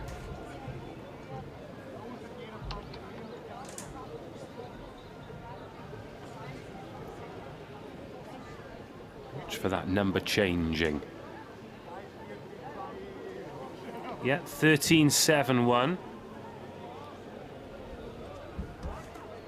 Gradual improvement. Still needs to find best part of 2 meters.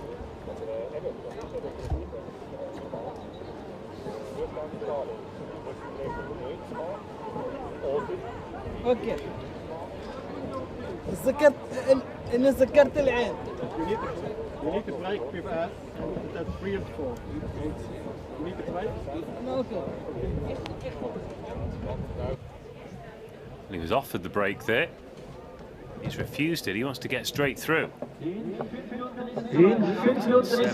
After 2 attempts, 13.59, so still 13.71. His best effort thus far.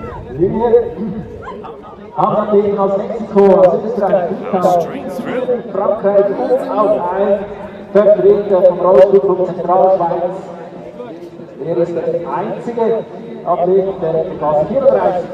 So the athletes in the chairs on the track. This afternoon, that wind picking up. I wonder if we might see some of that rain in the sock. Taking a bit of a pasting as Mohamed Al Lushi awaits the javelin to continue his attempts. 4 of 6 have been thrown. 13.71 registered. 15.66 the target. Over the 10-meter line, but again, trepidation to his coaches.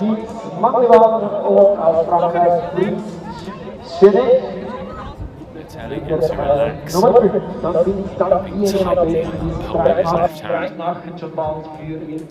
Yeah, 11.65 on attempt 4. Besonders auf Thomas Geisbichler, der Routinier aus Österreich im orangen Stuhl.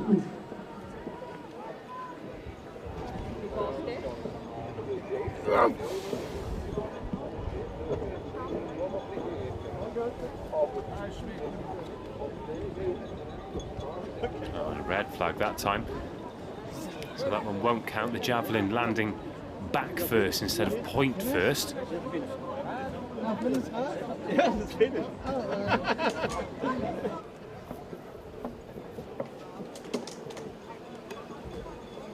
And that is it for Al Lushi. So he'll finish second in the F34s. Bazakilov's 15.66, long enough for the victory. 13.71. Second place for Mohamed Al Lushi, and that concludes the F34 javelin competition. You know, they might have timed that perfectly, given that the track events are due to start at 15:30, 15:28 local time. What are the odds? So T52 and T34 will be the first classifications on track in the 1500 meters. 3 3/4 laps. We've got Mexico, Austria, Lithuania, Philippines, France, Switzerland in the first race. Yeah, a bit of breeze out there too. But we can still see those mountains in the background. That's a good sign. When they disappear, that's when we've got trouble. So those are the athletes, and this is the order. Leonardo Perez Juarez, Mexico, a T52 in lane 1. Tomasz Bierspichler of Austria, a T52 in lane 2. Kestutis Skukas of Lithuania in 3. Gerald Mangliwan, Philippines in 4. Bruce Chenay of France in lane 5. They're all T52s. And then Eskil Hermann from Switzerland, RC Central Zweis, the T34 in lane 6.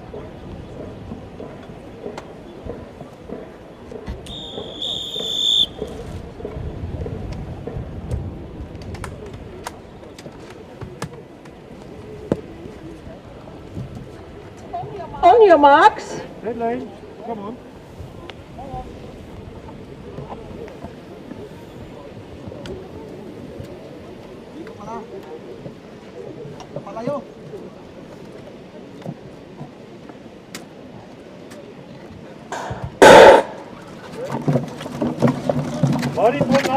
Away we go, and how important will the start be as Leonardo Perez Suarez in lane 1 uses the chance to try and stretch out the lead and not get involved with that big group of athletes.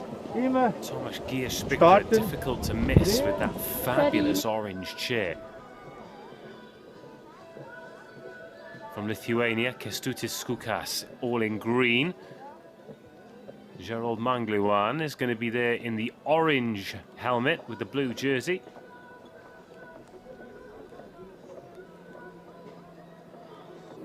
And then Eskil Hermann of Central Schweiz in those recognizable Swiss colors of red and white. So 300 meters in, it's Leonardo Perez Suarez.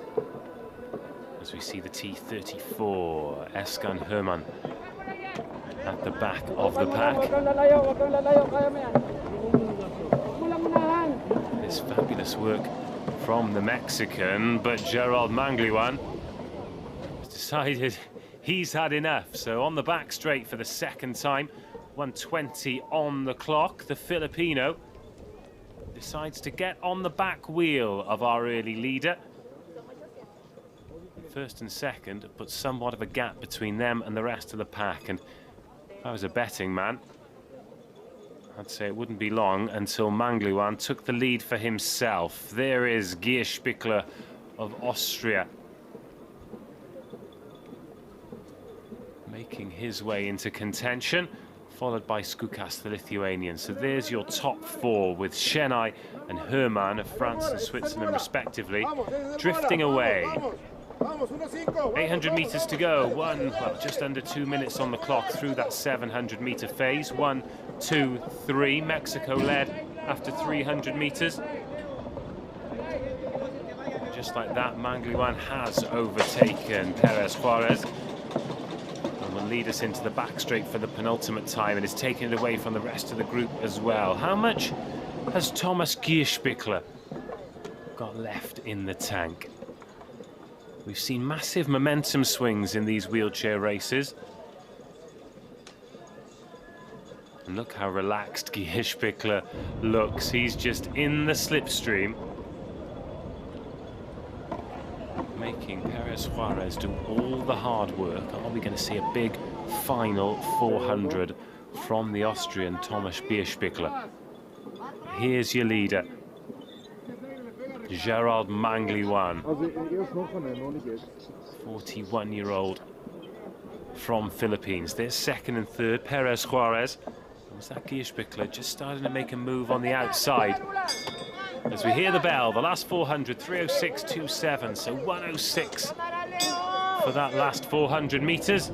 And here comes the move from Gierszpikler. Has he given himself enough time to come back? He looked so relaxed on the last lap.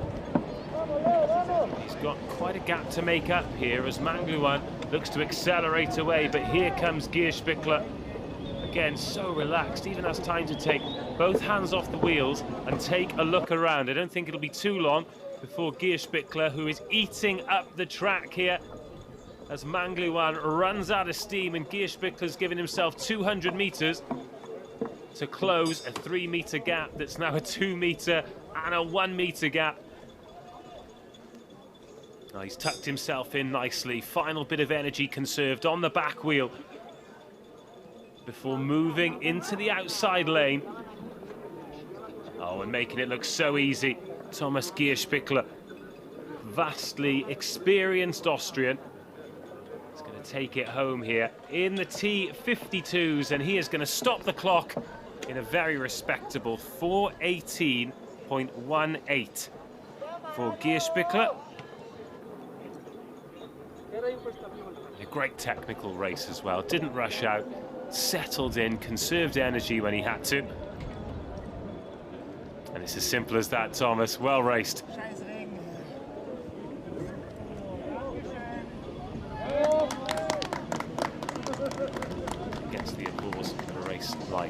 deserves. Well played, that man.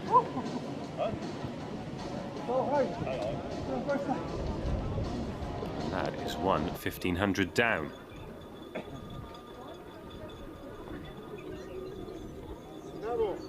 8,1500 scheduled. Here are our final two competitors, Bryce Chennai and Eskil Herman, T52 and T34 respectively. There's Chennai, the Frenchman, 5:15.93 for him, and Eskil Herman, 5:19.27 for the young Swiss.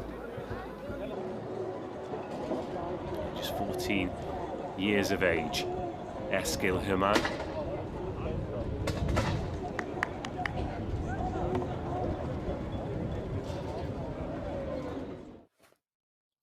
30 years the junior of the victor.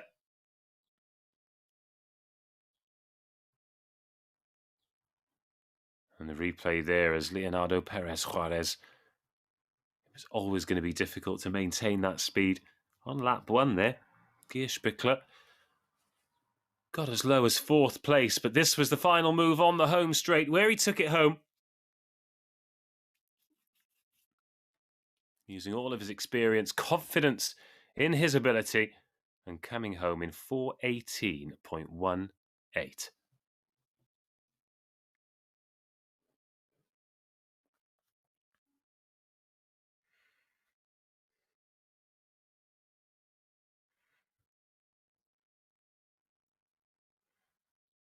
Die Zeiten natürlich nicht so schnell wie bei trockenen Bedingungen. Wir kommen gleich zu einer weiteren Serie. Folgende Athleten sind am Start. Rogério Costa Lima aus Brasilien, Fabian Kieliger vom RTZ.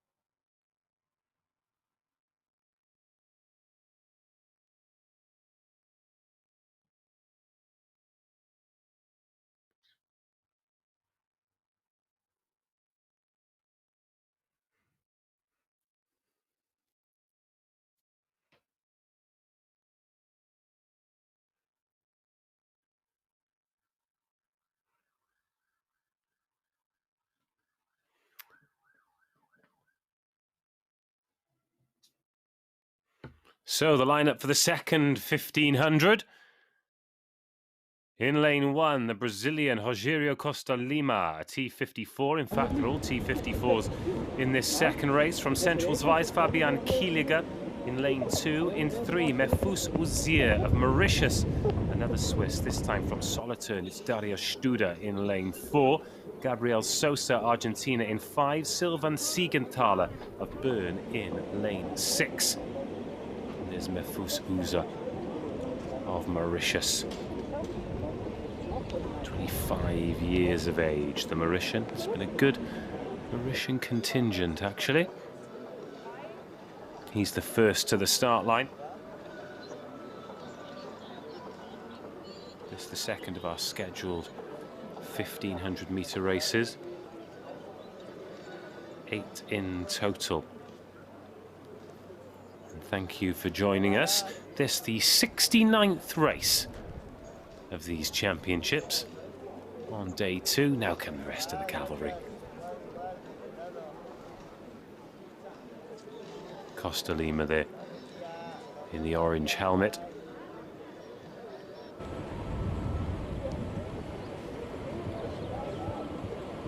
On the inside lane, easily recognisable.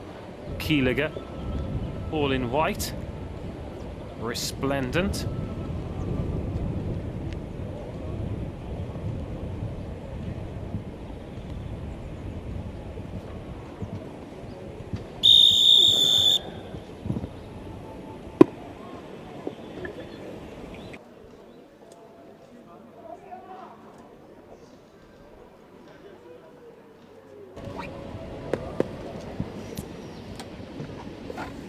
Gabriel Sosa, the Argentinian, doesn't appear to have made it to the start line. So, Costalina, Kieliger, Uza, Studer, Siegenthaler. Studer really making the effort to try and lead things out here. Faster cadence than anyone. He wants to avoid that melee in the middle and filter into lane 1 first, which he does, followed by Mefus Uza, then Siegenthaler, then Kieliger.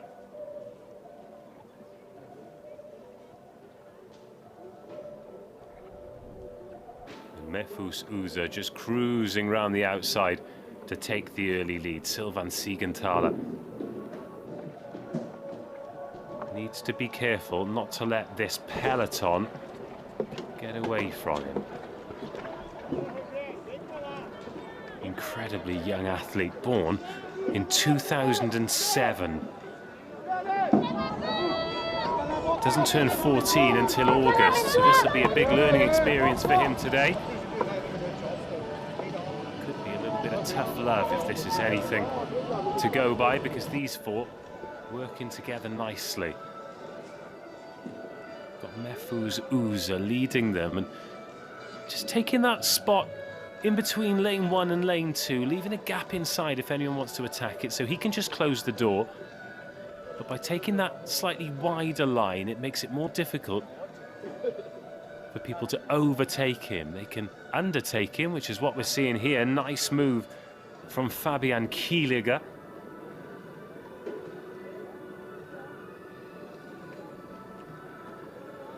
So these four in the slipstream. Unfortunately for young Sylvain Siegenthaler, he's been cut off the back, but he's still in the same straight.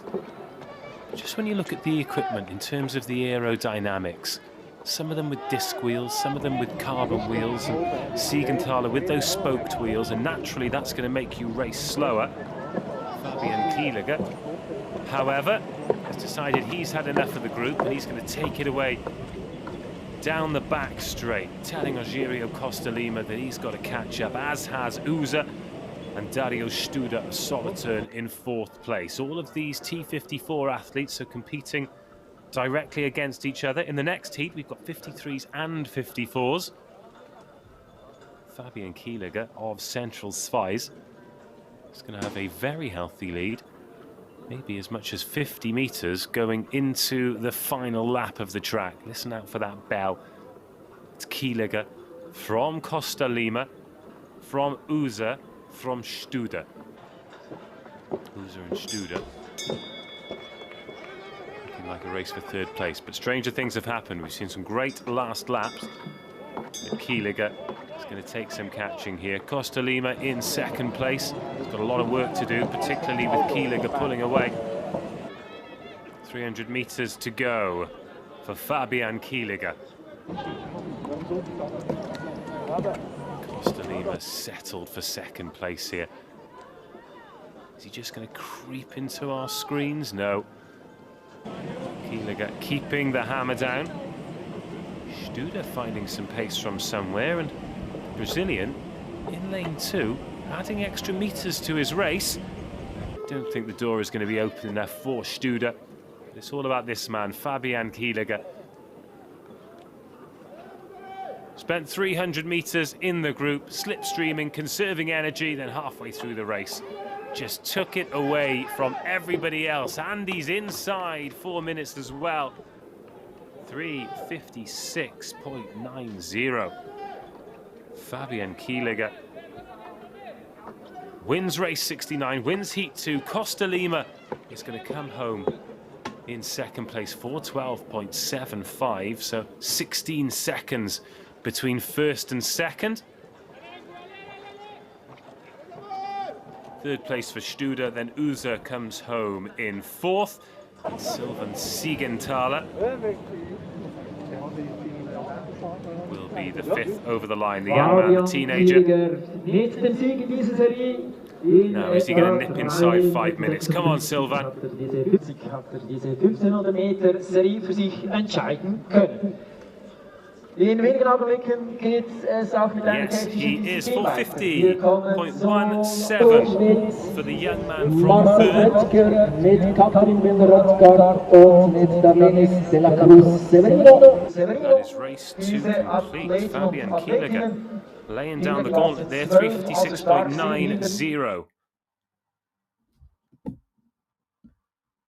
Took a little while to get going. It was almost as though he wanted to get to the back of that group. Didn't accelerate out of the gate at all, but then just pushed the pace from the back and brought them all together. Really nice racing from Kieliger.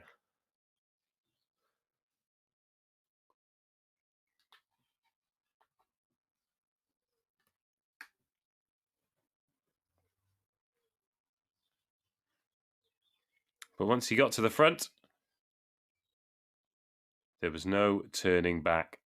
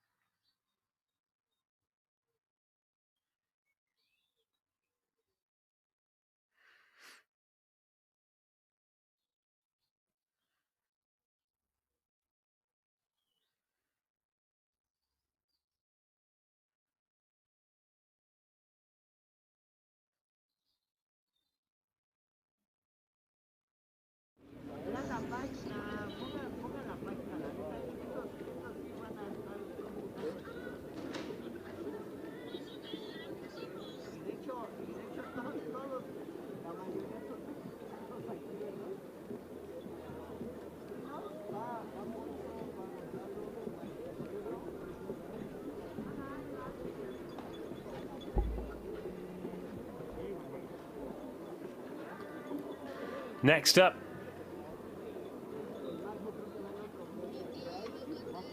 it is the T53s and 54s. Ben Brown of Canada, Alfonso Zaragoza of Mexico, Hiroki Kishizawa of Japan, Pedro Gandaria of Mexico, Gonzalo Valdovinos Gonzalez, Mexico as well, and then a third Mexican, Marco Antonio Caballera Padilla, Jose Alan Frias Moreno of Mexico. So a quintet of Mexicans. And then finally, from Switzerland, Mativos Roussom.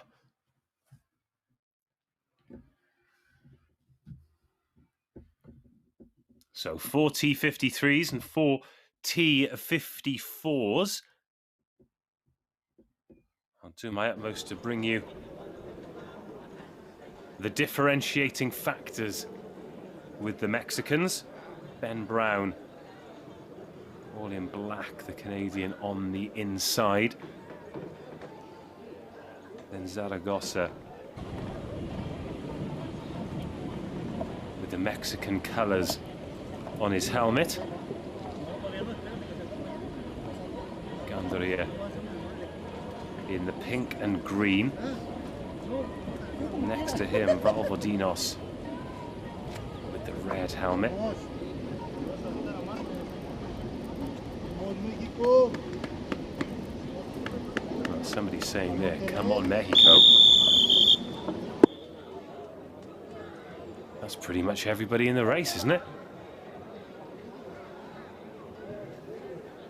And away we go, Mativos Roussom, another youngster.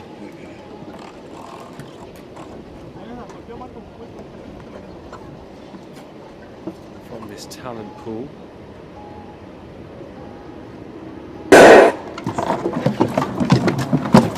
As the gun goes, and a bit of a slip there from Ben Brown. Didn't have his weight over the front, so his front wheel lifted. So instead, it's Alfonso Zaragoza who gets off to the quickest start. And it is a quick start as well, serious gas. We've got a breakaway group of 4. Remember, 4 T54s, and 4 T53s. Pedro Gandaria, one of the 54s, working hard to bring this group back together, punching that chair back straight again. Jose Alan Frias Moreno, the one who's having to work hard at the back of the pack with that luminous yellow chair. And he's already been cut adrift. Alfonso Zaragoza leads after 300 or 400 meters now. Gandaria going all the way around the outside, attempting to put an early move on here, but needs to be careful he doesn't burn his matches. Yeah, tucks back in that peloton of 5 at the front, the biggest group of racers. And if you can stay on that back wheel, you will conserve some energy too, but Gandaria not able to at all. Around the outside, we've got Marco Antonio Caballero Padilla. 800 meters to go. And it will be Padilla who leads the group around the bend.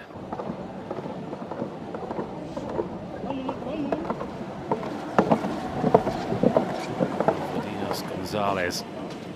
2 Mexicans at the front, tucked in there in 4th place. You've got the Japanese Hiroko Kishizawa. So in the back of that group of 5, Pedro Gandarilla. He looks like he wants to push the pace, but not sure he's able to because he's dropping off that group now. Will they cut him adrift? As we come to the home straight for the final time. This one is being set up beautifully. Big effort on those down pushes by Caballero Padilla. It's Gonzalo Gonzalez. He's going into the final lap. We hear the bell then. And this is where the race is. Pedro Gandaria has dropped right off now as Gonzalo Gonzalez takes it away from everyone else. Caballero Padilla in behind him. It is the T54 from a T53. So both of them looking for their respective victories as Alfonso Zaragoza starts to make a move himself, but it's going to be Gonzalo Gonzalez around the final bend. 3 minutes ticking over on the clock, 125 meters to go. And again, paced to perfection, as you'd expect at this level. Gonzalo Gonzalez, the experienced Mexican. Hiroki Kishizawa, his fellow T54, has pulled away from that group as well, so it will be Mexico from Japan, 1 and 2, 322.55 for Gonzalo Gonzalez. And there's Pedro Gandaria, 334.45 for him. Thought about making an early move, couldn't make it stick, and then kept the pace off. Big smile on the face of that man. Gonzalez. Victory always tastes sweet. And a sprint finish for these two at the end. Frias Moreno and Rousson. Moreno just getting there for Mexico. 2 T53s. The race within the race. The Mexican pips the Swiss on the line. Everyone coming home in under 4 minutes.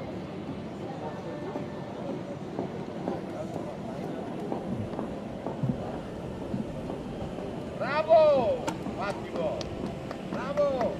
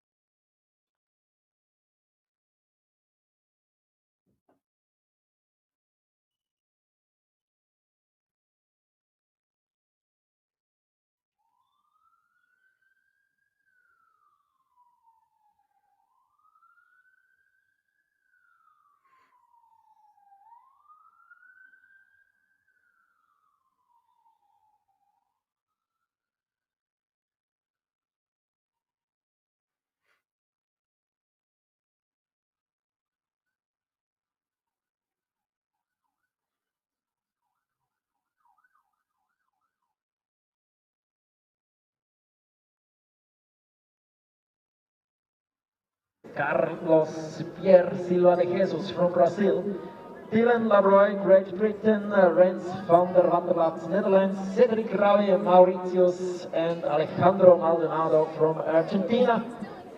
The next series.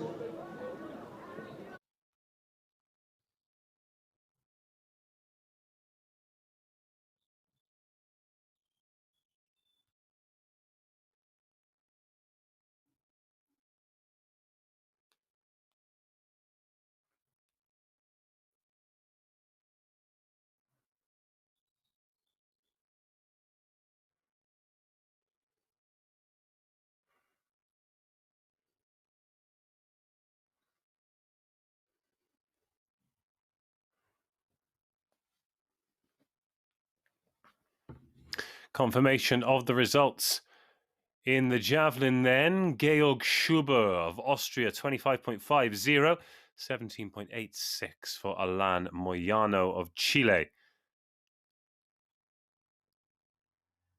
And then in the 33 and 34s, Bazarkulov, 15.96, and Al Lushi, 13.71. Enough for the victory was 15.96 for Bazarkulov.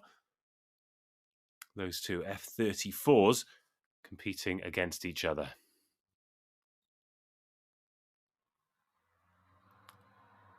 Our 1500s continue. Those are the competitors. This is the order they'll go in. In lane 1 at the beginning, Joshua George of the USA, Vitaly Gritsenko of Russia in 2, Ryan Seaman, USA in 3, Carlos Silva of Brazil in lane 4, Dylan Lebroy, Great Britain 5, Rens van der Watelaar, Netherlands in 6, from Mauritius, Cedric Rave in 7, Alejandro Maldonado, Argentina in 8. Here is Joshua George. Next to him, Vitaly Gritsenko. Already a win on the track this weekend.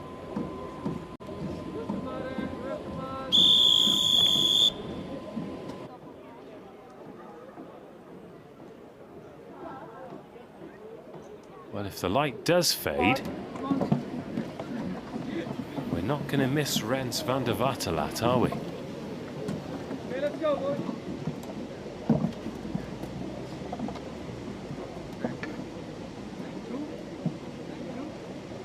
Away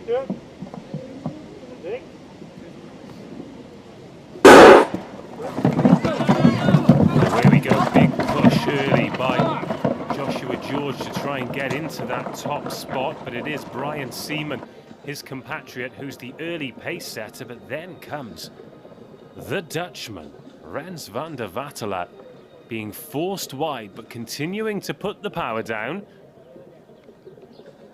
to get himself into first place, going around that second bend. Great Britain's Dylan Lebroy tucking himself in third place. Alejandro Maldonado, the back marker as it stands. So, Carlos da Silva Jesus, the Brazilian, in second spot, getting in that slipstream of Rens van der Watelaar.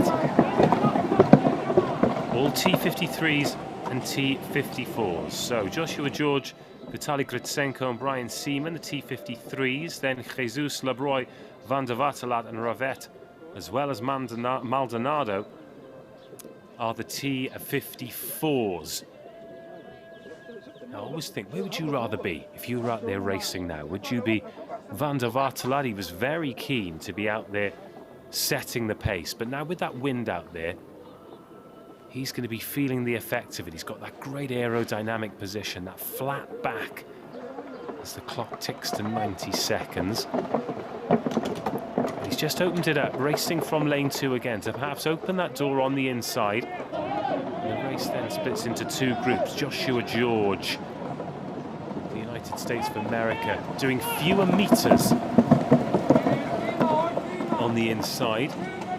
Nightmare though for the likes of Cedric Rave, because he's blocked in now. It's going to be incredibly difficult for him. He's going to have to follow this inside group through and hope that an opportunity quite literally opens up Oh, look at this group. This is really exciting racing. Could be any one of these 7, but if you're in the middle of that group there, if you're Vitaly Gritsenko with the red sleeves or Dylan Lebroy in the grey, you need to make sure you're not boxed in. Coming around the outside now, Brian Seaman of the United States of America. He's given himself some space. And now it's an all-out race over 400 metres. Gritsenko has managed to get out of the box, but he's out there in lane 3, so he's going to put some extra metres on.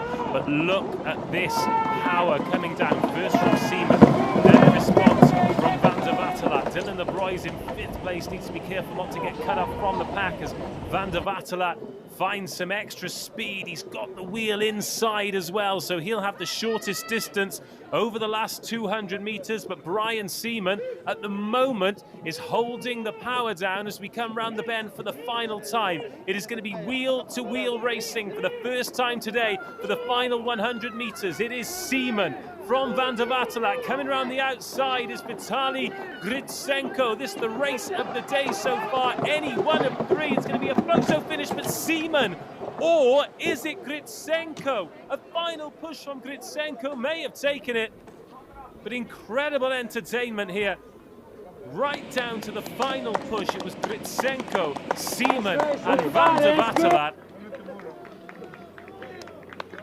Unbelievably competitive racing here at the Grand Prix as Maldonado takes it home in 3:45. But across the 2 different classifications, T53 and T54, unquestionably the race of the weekend so far. We'll have another look at this on the replay to see if we can get any closer to seeing who took that. It looked like Seaman, but then Gritsenko. So much power.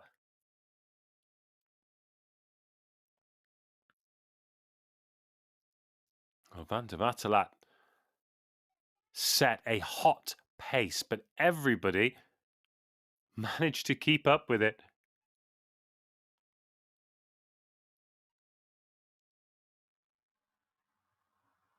Well, I can't wait to see this finish again.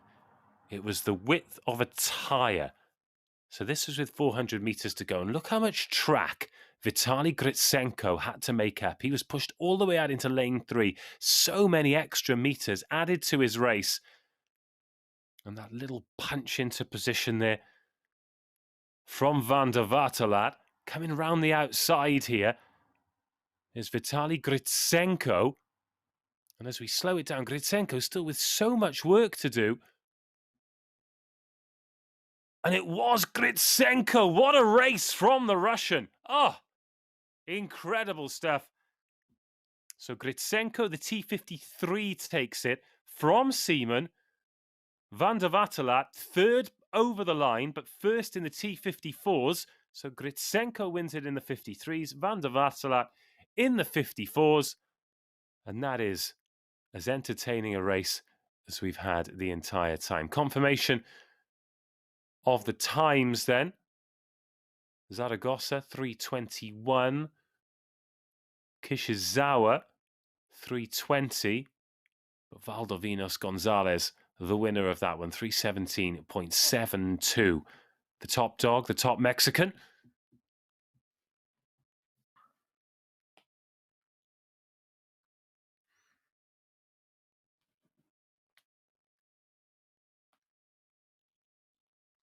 Still only halfway through the 1500s as well.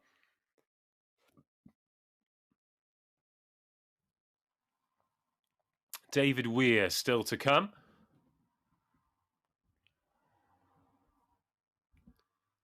The T54 athlete from Great Britain.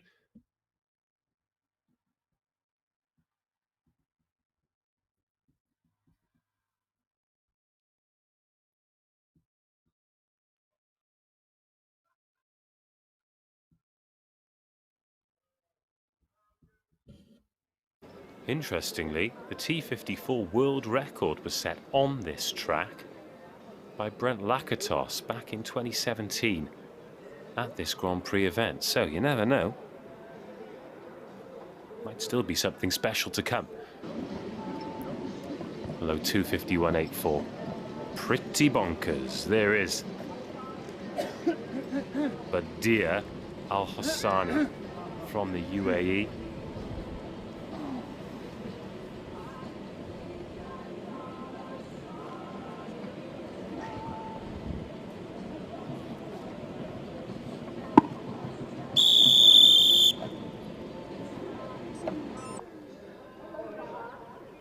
So no one currently occupying lane 1. So Faisal Al-Rajahi not taking the start line. So Tristan Smith of Canada in the white helmet is 2. And let's see, Bichinok of Russia 3. Kota Haruhi, Japan 4. David Weir all in black there. Number 5.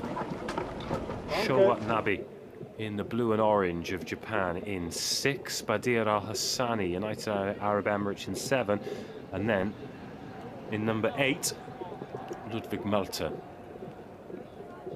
And it is the Russian, perhaps inspired by his teammate, who sets the early pace, Alexei Bichinok. The T54s. Few heats of T54 racing. God, it's fast racing, isn't it? Goodness me. 40-odd seconds through the first 400 metres as Kota Hokinui takes his turn at the lead. That's Ludwig Malta working hard to stay on the group. Badia Al Hassani at the back there. Kota Hokinui taking some space around the outside. And now punching through into second place, the Japanese racer. After that early burst, Alexei Bichinok drops down to 3rd. Tristan Smith of Canada in the white helmet leading the group. David Weir poised about halfway back as we approach the halfway point. 129.83 the pace. Expect this last 800 metres to be considerably quicker though. Will we see a 3-minute barrier broken here? We could well do, you know.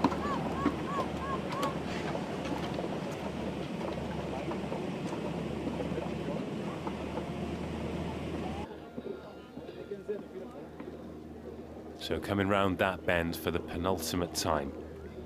Move being made here by Kota Hokinui. He's going to take the front. Alexei Bichinok in behind. Tristan Smith giving himself a bit of space. Not seen or heard from David Weir yet, but expect that to change.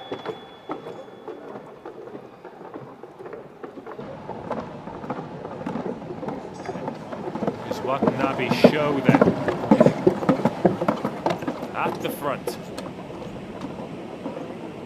leading them with 200 to go as David Weir round the outside puts those heavily tattooed arms to work and takes the lead from Watanabe show. He's tucked in, he's used the slipstreams, now he's using his quality. 2:55 on the clock. Weir completely out of nowhere has taken this field apart, and that is another victory for the vastly experienced Brit. It is Weir from Show, from Bichinok, Great Britain, from Japan, from Russia. And another well-judged race, plenty in the tank, happy to stick with any pace that the rest of the field wants to make. And then with lots of gas in the tank, taking it out. With 200 to go and picking up the victory.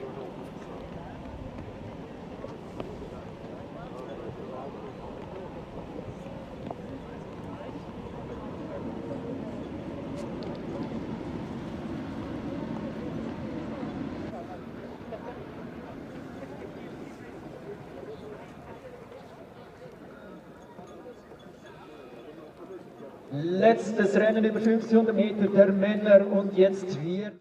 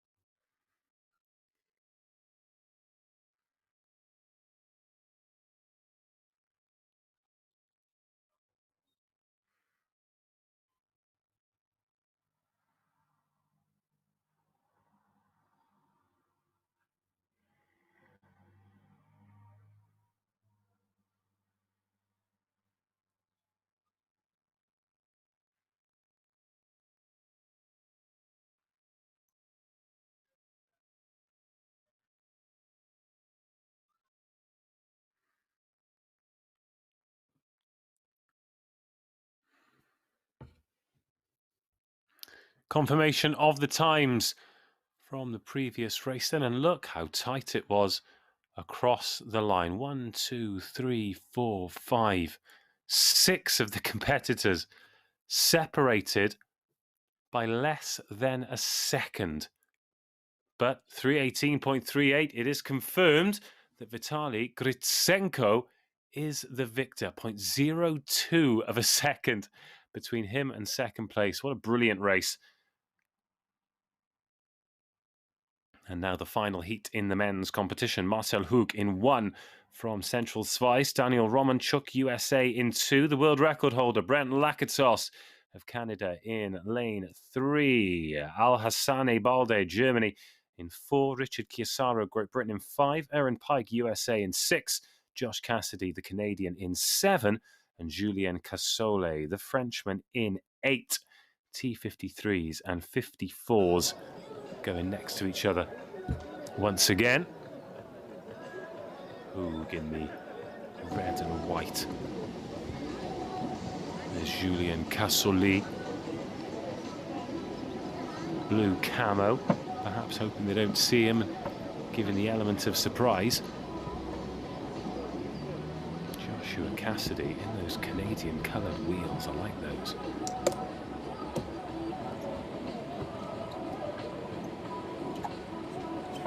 Daniel Romanchuk in the red jersey with the white helmet.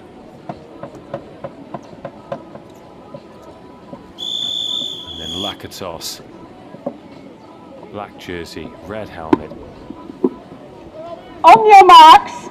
World-class racer.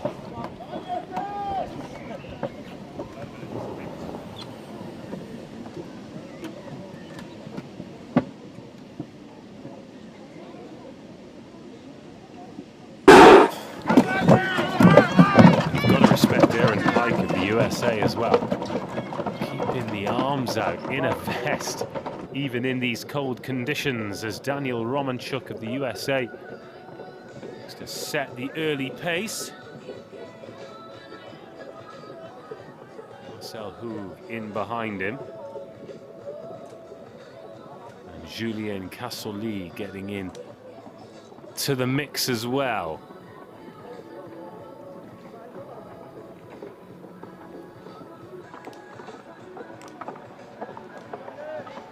Early move round the outside. No one wants to get boxed in here. 40.98 through the first 300 metres. Steady pace, it could be said. Lakatos bang in the middle there, ready to pounce. The back of the group, Richard Chiesaro, the Briton, all in black. Those Canadian spiral wheels of Joshua Cassidy in the middle there, quite hypnotic as they turn.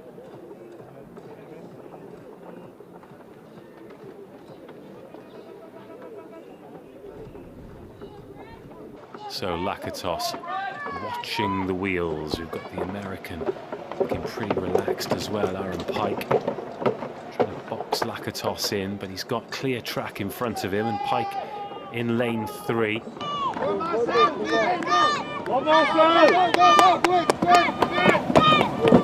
we've got a good race on our hands here. Big group of talented athletes.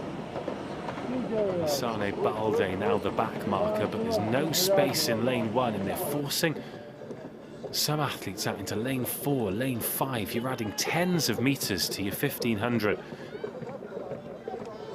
But now the pace comes on.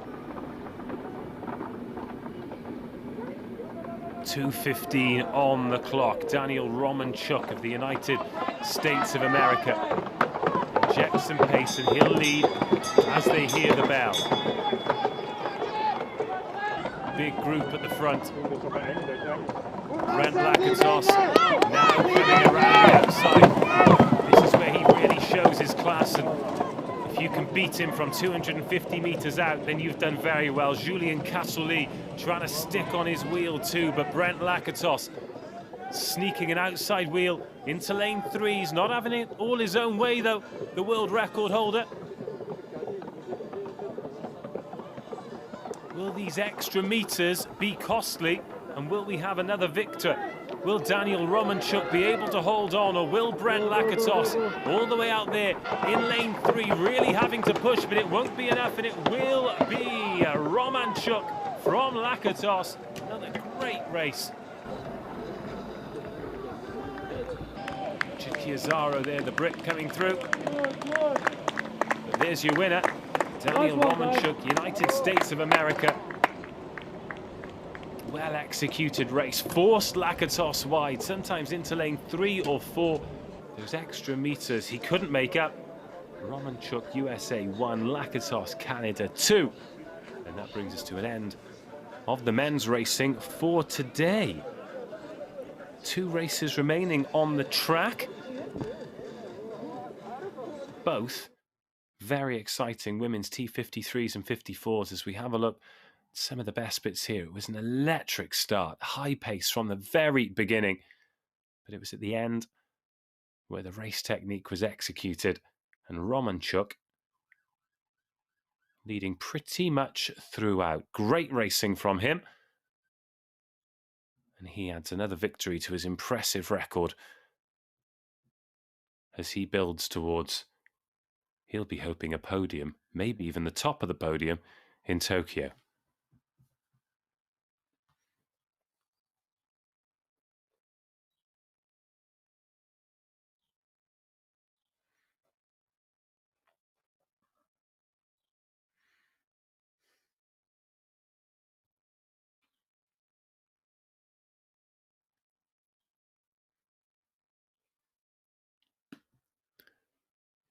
So now this was where it got really interesting.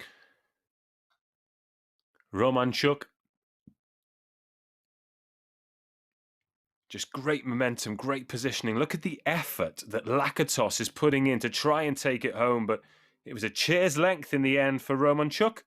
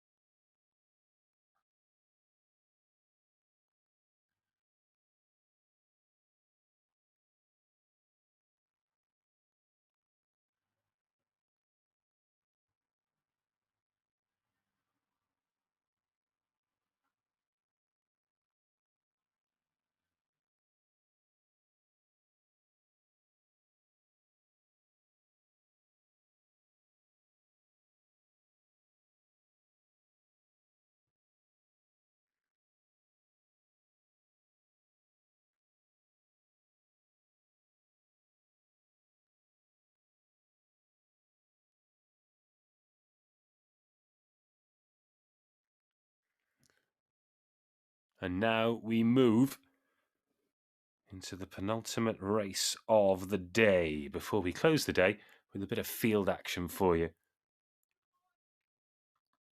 Again, those are the athletes, but this is the order. Starting on the inside will be Elena dos Santos Rocha from Brazil, then from Mauritius, Maria Alphonse.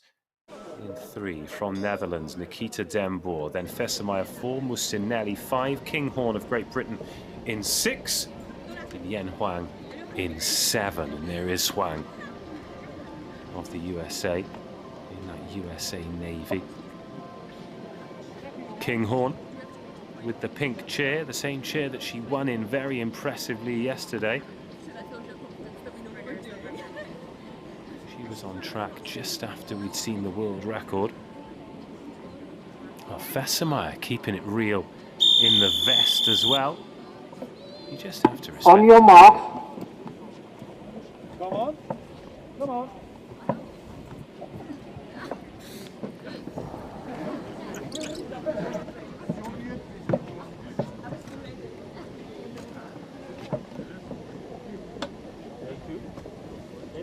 Thank you.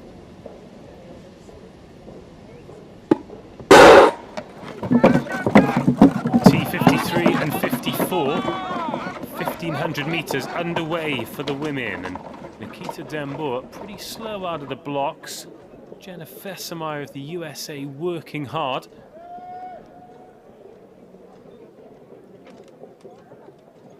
Samantha Kinghorn just tucking herself in, so easy to spot.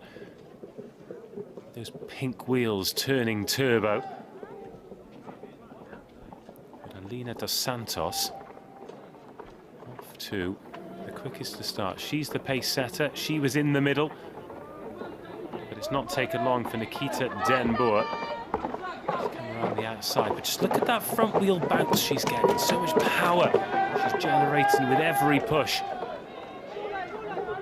Kinghorn sticking in that outside lane, making sure she doesn't get boxed in. No, she's got power to burn.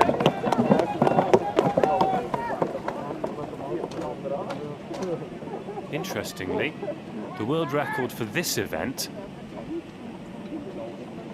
was also set at this track, and it's a tie. So Tatiana McFadden, who goes in the next heat, she set it in 2015 in Switzerland, 3:13.27. Then Madison de Rosario, the Australian, set it here in 2018. Again, 3:13.27. You don't see tied world records particularly often. As Nikita Den Boer continues to lead, tucked in behind her in second place, Jenna Fessemeyer. On the helmet, Samantha Kinghorn, she's dropped back somewhat. For her in the 200 yesterday. Don't think that's going to be repeated today unless she has a serious final lap. Although don't write it off because she is some athlete. Currently sat in 4th spot. Always happy to eat my words as a commentator when we see a great performance though. Nikita Den Boer. So 500 meters to go for Den Boer. And a little bit more for everybody else. Jenna Fessemeyer is positioning herself quite nicely, but doesn't want those back wheels of the Dutch athlete to get too far ahead, because once you drop out of that slipstream, it can feel like someone's popped a little parachute on your back. Look at this, though, from Nikita Den Boer. No sign of slowing up, and Fessemeyer really struggling to stick with the Flying Dutch. On that back straight for the last time. Here comes Elena dos Santos in 3rd place, out there on her own. Some good work here from Yen Huang to actually catch up with Kinghorn. They'll have a good race towards the end, but it'll be for 4th and 5th spot, because this is the race for 1st. And I say race, hardly a race at all, because Nikita Den Boer, once she's decided she's going to accelerate, she's taken it away from the rest of the group. That front wheel still lifting, such is the power she's generating, and stops the clock in 3:29.51 to win the race. Ahead of the American, Jenna Fessemeyer. And Kinghorn drops down to 4th, as Dos Santos Rocha takes 3rd. Great second 800 from the Brazilian.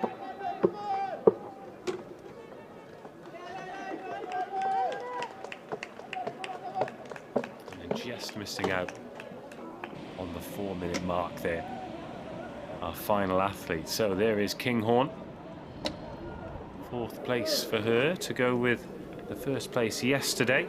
3rd place for that athlete, the Brazilian.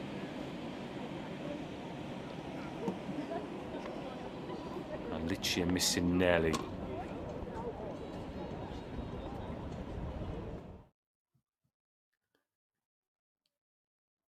The air getting a bit heavier there. We can see some grease on the track, a bit of light rain, not nearly as heavy as it was yesterday. But just that glisten doesn't help these athletes, not just with the speed, but with the control too.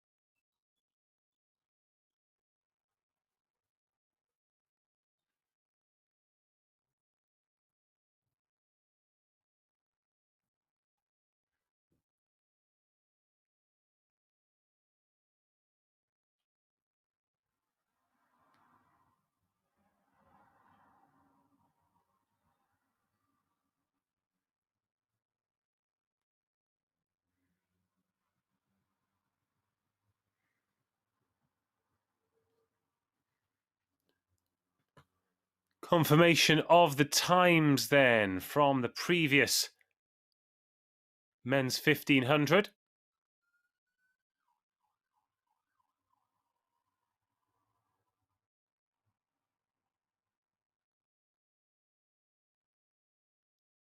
Trying to make head or tail of them, but they will be confirmed on the website a little bit later.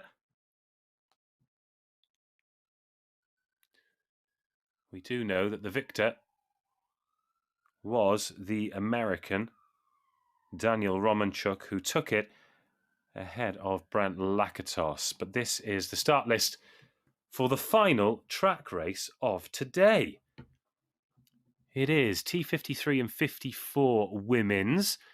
On the inside will be Manuela Schär of Central Schweiz, then three Americans next to each other, Tatiana McFadden, the world record holder, Chelsea McClammer, and Susanna Scaroni, then two more from Central Schweiz, Katrin de Bruyne and Patricia Ekus, then Merle Menje and Gunilla Wallengren of Germany and Sweden, respectively.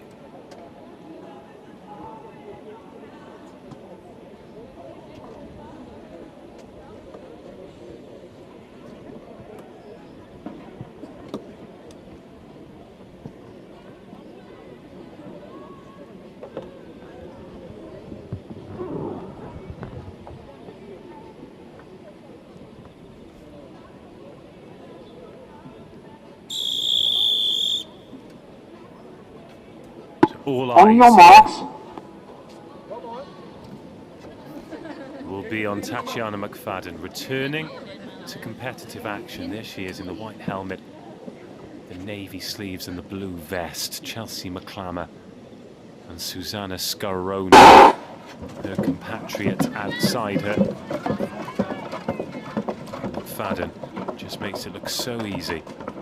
She pushes herself into first place. Manuela Schär just looking to her right, not wanting to get cut off too far, but expecting a pretty hectic pace. We are, well, not quite 6 years, 5 years and 11 months since that world record was set in Switzerland, and then 3 years since it was equalled here in Nottwil. Perhaps not expecting a world record today, but McFadden would certainly like to come back to racing here with a victory. Susanna Scaroni, though, leads through 300 metres.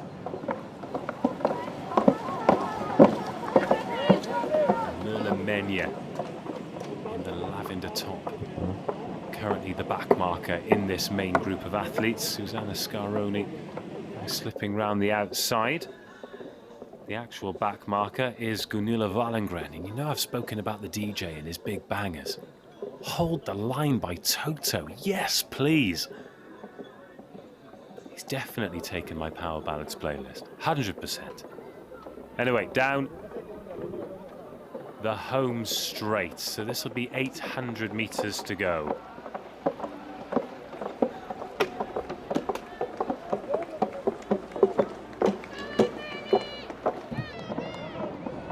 Support for Merle Menje. It's Manuela Schär who's currently leading them out. Susan Scaroni, there is Tatiana McFadden. It's looking like these three.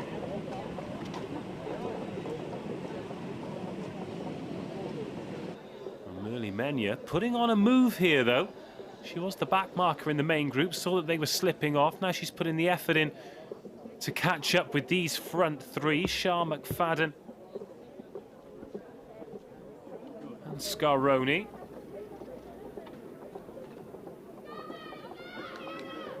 Go, go, go. And those back markers not happy to let the front runners get away, so we'll hear the bell this time. And McFadden with a little bit of work to do. Manuela Schär racing well too, but Merle Menje certainly hasn't given up on this one. Scaroni leads us out from Schär. It'll be McFadden in third, and here comes a big move from Schär, going around the outside on the back straight. Digging in is Tatiana McFadden, but Merle Menje coming back, as is Katrin de Bruyne as well. Manuela Shah seems to have timed this one beautifully though, and she's taking it away from the rest of the field, from Central Zvijs on her home track. Manuela Shah. It's going to be a home win to close the day on the track here. 3 strong Americans. No match for the Swiss. It's going to be a good time as well. 3:23.61 for Shah. And the rest of the group swallowing McFadden as well. A race by Merlin Menya. She dragged some athletes with her. Chelsea McClammer is going to pip Patricia Akers over the line, but there's your winner, Manuela Shah. 36-year-old racing for Switzerland, racing through Central Zvijs. And a nod of gratitude and a nod of approval from a great race. What a way to finish. And all of those wheelchair athletes have just about missed what could be a storm here, because the weather definitely changing, the wind picking up and the temperature dropping, with the local time just after 4:30.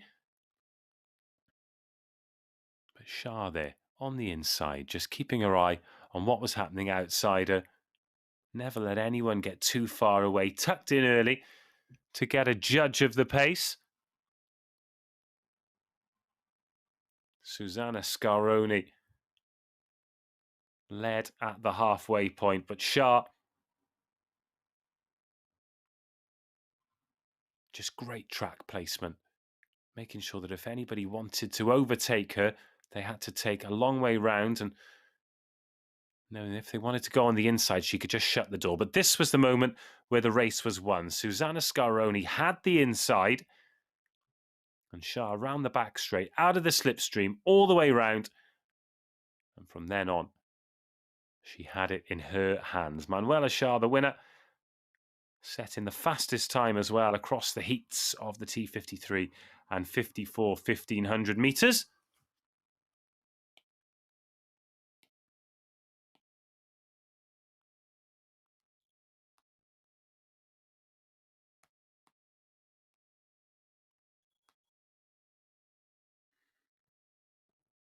Confirmation of the times then from the previous race. 3:29.48, Nikita de Boer, the winner, breaking that 3:30 barrier. She took it ahead of Jenna Fassemeyer, the American.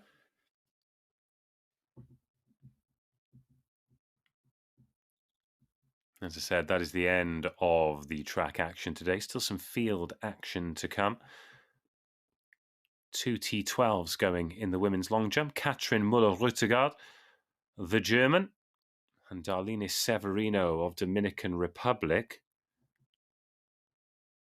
Marcel Butger due to go in the men's long jump as well, the T12 athlete.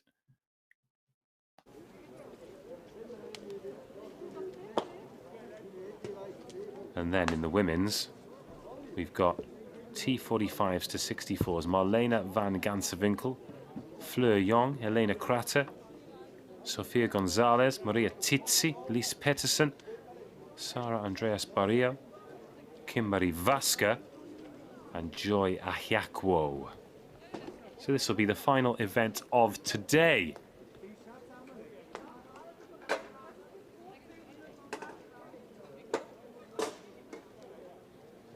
Been a great pleasure to talk you through the action today. Stephen Jamieson will be with you tomorrow. Again, similar coverage to today. If there's action, we'll have a camera on it. And we're absolutely delighted to have your company wherever you're watching around the world. If you can't watch us live tomorrow, be sure to keep your eye across all of the Paralympics social media. They'll be putting out highlights, news updates, results.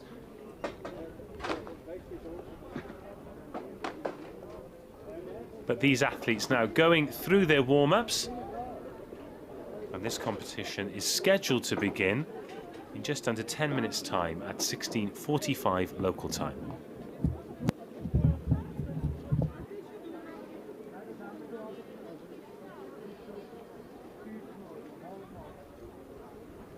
Inzwischen haben wir die offiziellen Zeiten. Wir haben 1500 Meter der Frauen, ganz kurz die drei schnellsten. Manuela Scher in 3:23,58, Susanna Scaroli in 3:24,94 und Nikita Lebor im zweitletzten Lauf war sie die schnellste mit 3:29,48. Aus Schweizer Sicht noch interessant, Katrin der Brunnerin 3:31,39.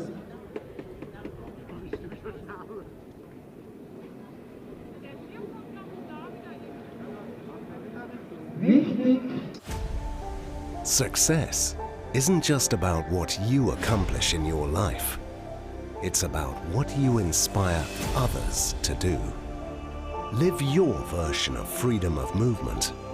We support paraplegics for a lifetime.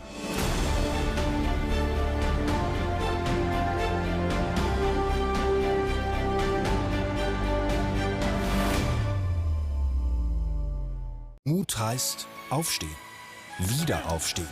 Mut heißt abfahren, auf was man will, auf wen man will und wie man will. Mut heißt vertrauen und verzeihen, Pläne machen und bloß nichts machen, nur weil andere es von dir erwarten. Mut heißt mal gewinnen und mal verlieren, aber niemals den Mut. Mut heißt machen. Allianz. Flow, das beglückende Gefühl restloser Fokussierung. Focus Water. Find your flow. Nach all dieser Zeit, nach all diesen schönen Erlebnissen soll ich jetzt einfach gehen. Herr Schneider, Jetzt habe ich doch gerade die Weiterbildung gemacht. Ihren Schlüssel bitte. Wie lange bin ich jetzt schon bei Ihnen? Seit 3 Tagen. Freiwillig geht bei uns keiner gerne. Campus Sursee, das größte Seminarhotel der Schweiz. Buchen Sie doch das nächste Mal auch noch das Wochenende. Hm?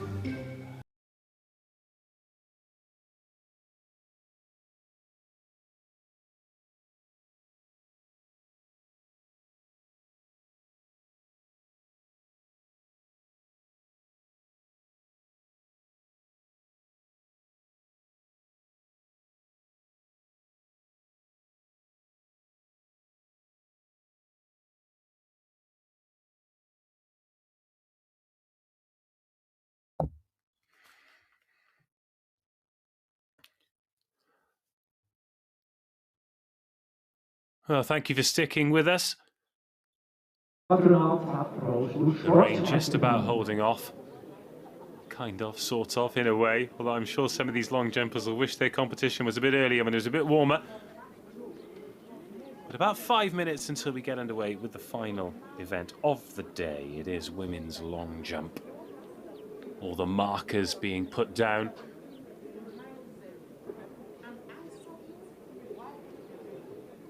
A real mix of the classifications here in the 45 to 64s. We've got a couple of 47s in Marie Vasquez and Joy Ahiakwo. Lisa Peterson is a T46. Sarah Andres Barrio of Spain, she's a T62, as is Fleur Young of Netherlands. Elena Krater and Sophia Gonzalez are T63s. Then Maria Titze and Marlene van Gansewinkel are T64s. So the same format as all long jumps. Each of these athletes, 9 in total, will get 6 jumps each.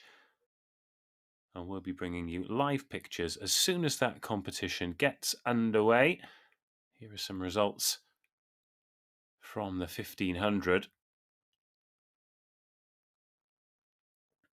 Susanna Scaroni, 3:24.94, was only good enough for second place, as Switzerland's Manuela Shah, on a home track, brought it home in 3:23.58.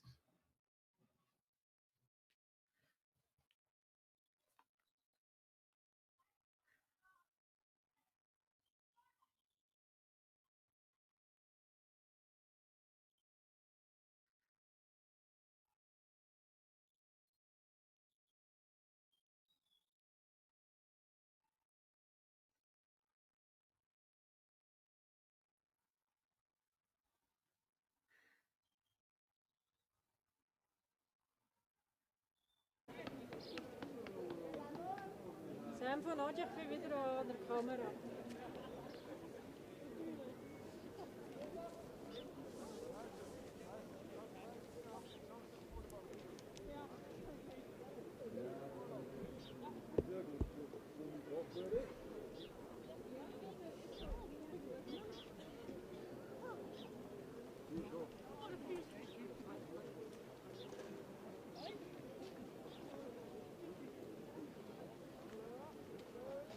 Marlene van Ganswinkel mit 4,97 Meter, der erste Versuch. Nun Fleur Jong.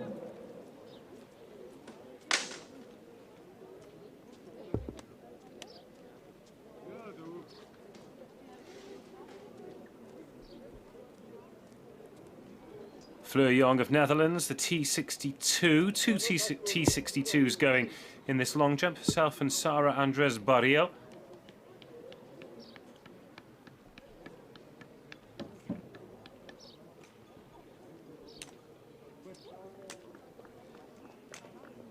And the competition underway as we get that white flag.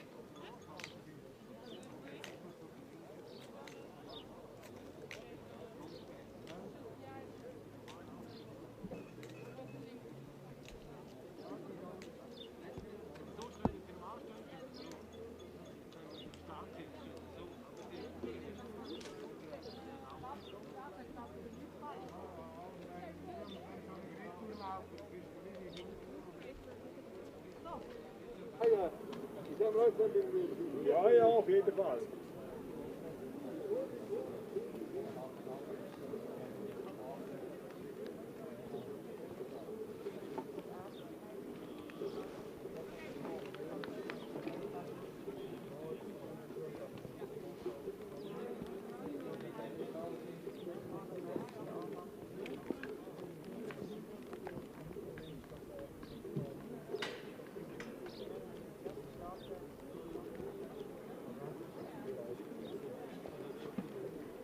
Well, the white flag went up, but not seeing any scores, so perhaps...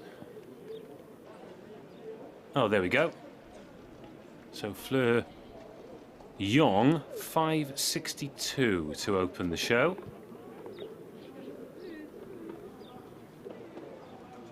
That's in round one. 3.95 the opening jump for Elena Krater.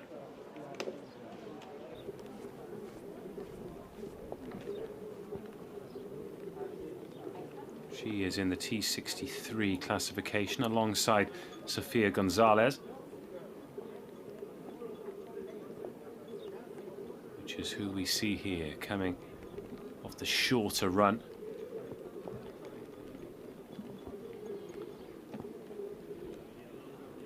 Plenty of height off that blade and a white flag as well, so she'll register a score. 3.95 is the target to beat, set previously by Elena Krater.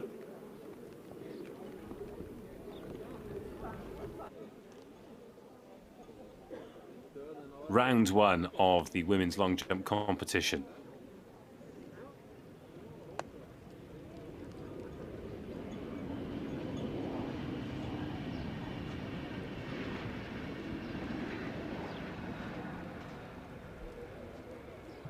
Again, each of the competitors will have 6 attempts to give us their best effort.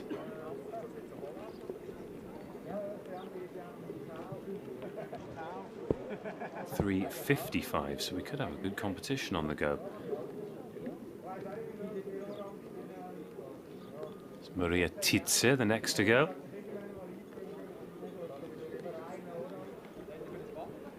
Wearing 111 in the red, representing Germany. So that's still the score of Gonzalez, 4.01 the opening jump for Marie Vasquez. Get your pens and papers out at home to keep track of this. So we're at the halfway point in round one.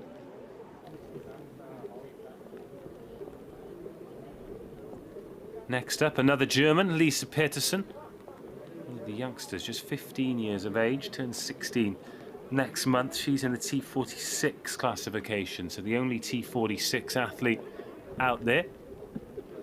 It's been all white flags until that point.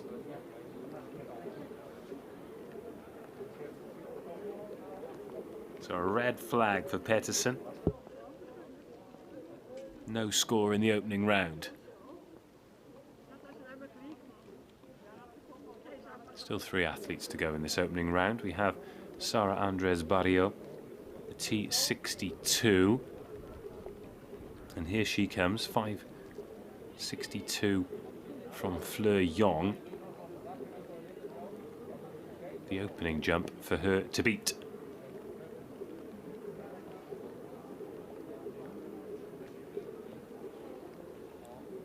Slight wind blowing away to the athlete's right, as we can see from that windsock.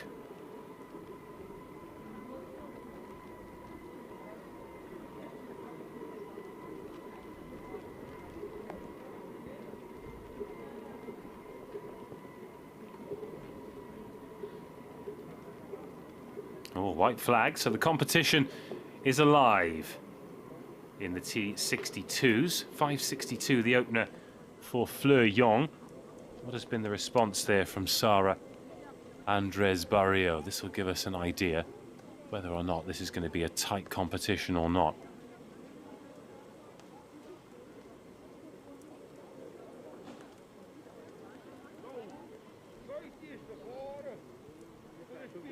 Still the 2 T47s to go in round 1 here. Let's look at the athletes doing their best to try and keep warm and also dust the sand off.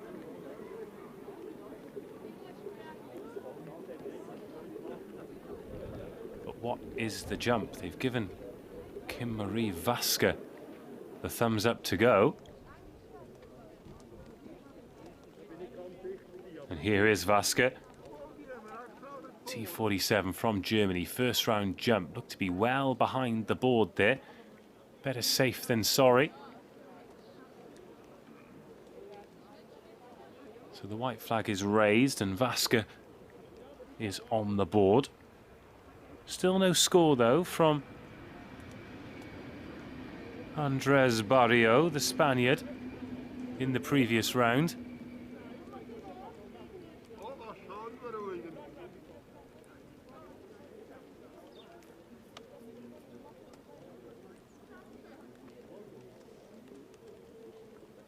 And none for Vasquez in that round either. So as soon as I do get the numbers, I'll let you know. So 4.74 for Marie Vasquez, but we didn't get a score for Sara Andres Barrio. Here is Joy Ahiakwo. First round effort for her with a white flag too. So she is in the game.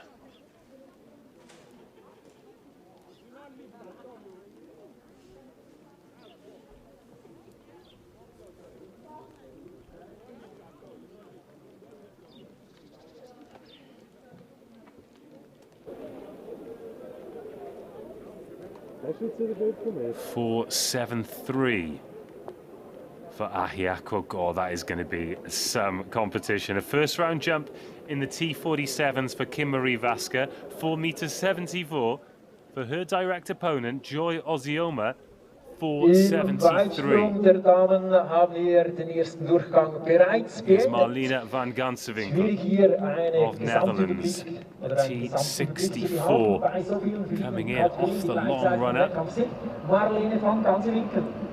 Likes that one as well, a bit of a celebration with the white flags. A few T64s. Sophia Gonzalez came home with 3.55 in the first round. 4.01 for Maria Tietze. Oh, she really likes that. Let's try and find out why.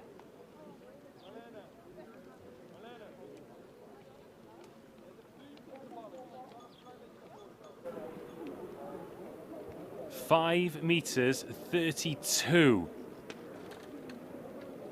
That'll take her into first place in the T64s. And that is the start of round 2. So here is Fleur Yong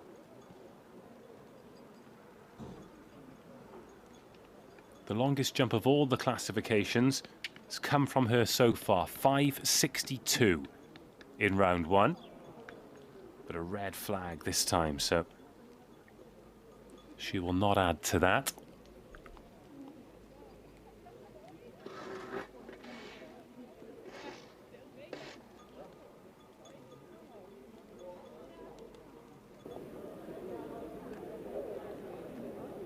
She remains out in front in the T62s. Well, at least we believe she does, because we didn't get a distance for Sara Andres Barrio. Elena Krater, round two jump for her. 3.95 meters in round one for the T63. And a red flag.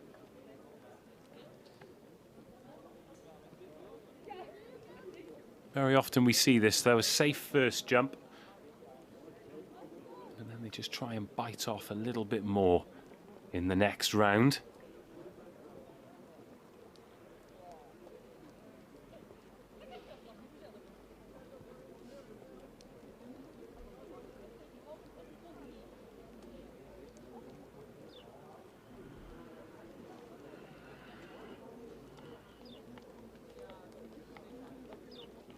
Here is Sophia Gonzalez, looking to better her 3.55. And gets the white flag, so she's got a chance.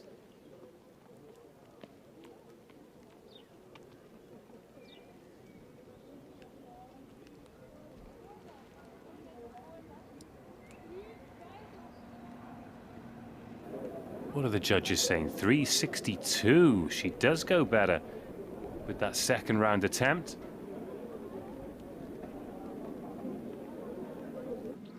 So she jumps to the top of the charts in the T63. Maria Titze.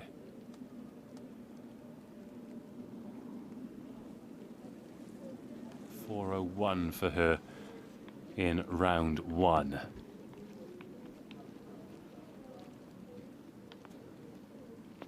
Gets the run up wrong, runs straight through the sand in the second round. Now Lisa Peterson, T46. We didn't get a score for her in round one. She is the only T46, but still needs to register a score. So she was actually the only red flag in the opening round. The one we didn't get a score for was Sara Andres Barrio. She's in the T62s, currently led by Fleur Young. So here is Peterson. Wants to see a white flag this time.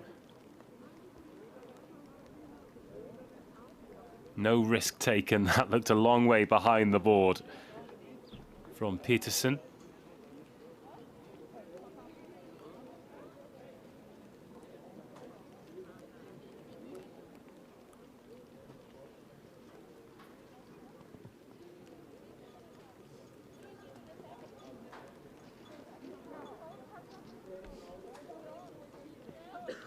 Now here's Barrier. She needs a score.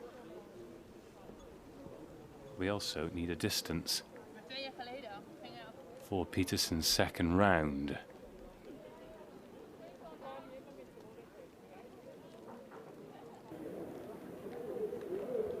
.67 for Peterson. She is in the event.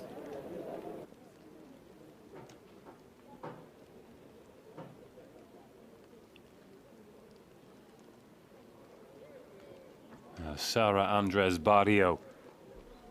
Round two for her. Her target, 5.62 to overtake Fleur Young.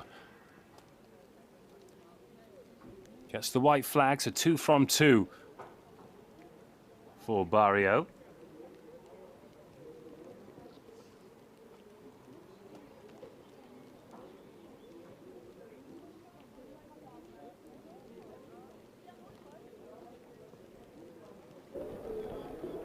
And 4.05 meters, so that will not disrupt the order at the top. 157 behind the leader in her classification. as Kim Vasker of Germany goes for her second round, currently leading in the T47 classification by 1 centimetre, 474 against 473 over Joy Ahiakwo. The takeoff could be absolutely everything. If you lose a couple of centimetres from planting your foot in the wrong spot, could be the difference between first and second here today in Nottwil. But another white flag. And 472, so very consistent. Not an improvement, but in 3 jumps in the T47, we've had 472, 473 and 474.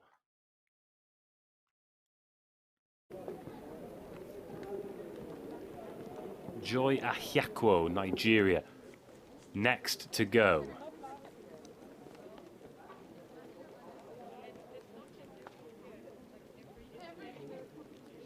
Plenty of momentum going forward for the Nigerian.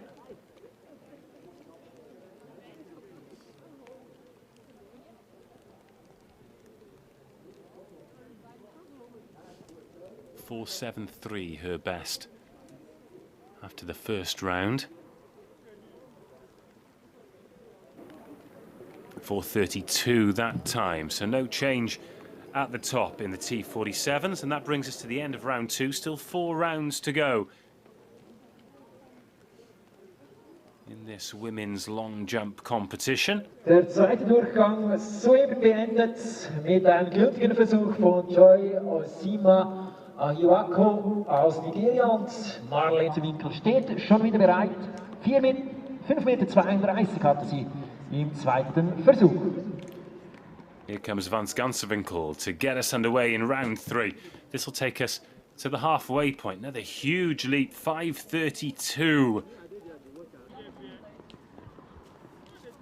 In the first round for her, saw a red flag in the second. I bite off a little bit too much.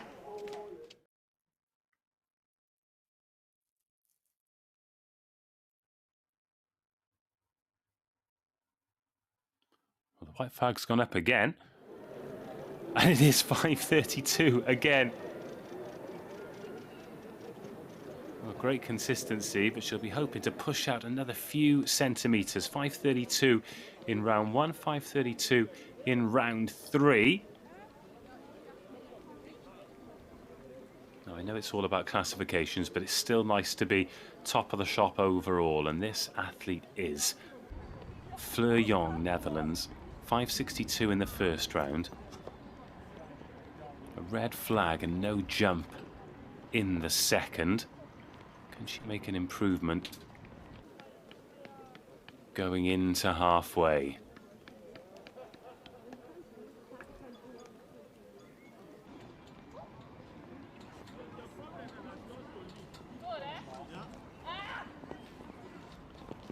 And drop backwards there, so that'll take some space off, or some distance off, should I say. A bit of frustration boiling over there. She didn't like it.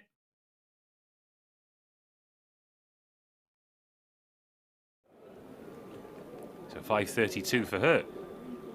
Oh no, I tell a lie, that's still the number of Marlene van Ganswinkel. Let's wait for that to change to 175, which is Fleur Jong's number. God, the anticipation here at Nottwil. We are into round 3 though, round 3 of 6. You can see the rain on the screen there. Not perfect conditions, but still considerably better than they were yesterday. 9 competitors in this women's long jump competition. Still no score for Fleur Jong, but 5:62. The score must be in because they're raking the sandpit. Ah, there we go, 5.80. Goodness me. She was frustrated, but she has improved. Wow, the high standards that these athletes set themselves.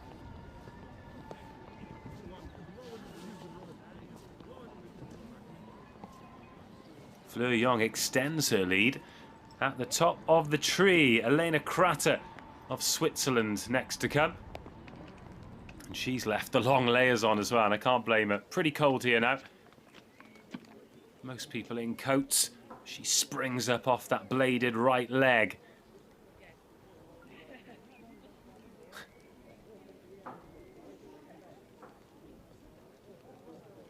I understand he was tangling the flag, but it very much looked like the official there was teasing Elena as if to say, oh, is it a white flag? Is it a red flag? Definitely a white.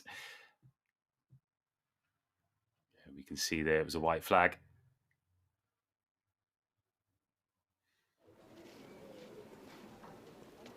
And Elena Krater,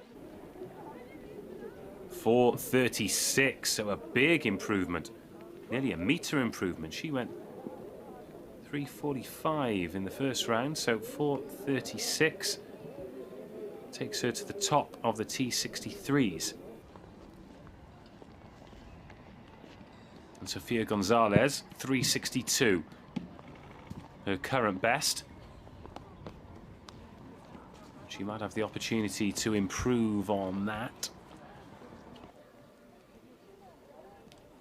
given that the white flag's raised, so it's a good jump.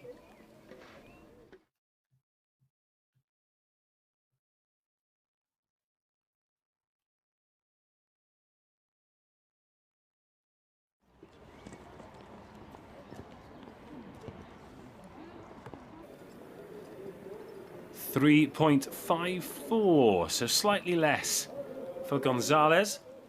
But we are seeing a lot of consistency here as Maria Titze, red flag in the last round for her.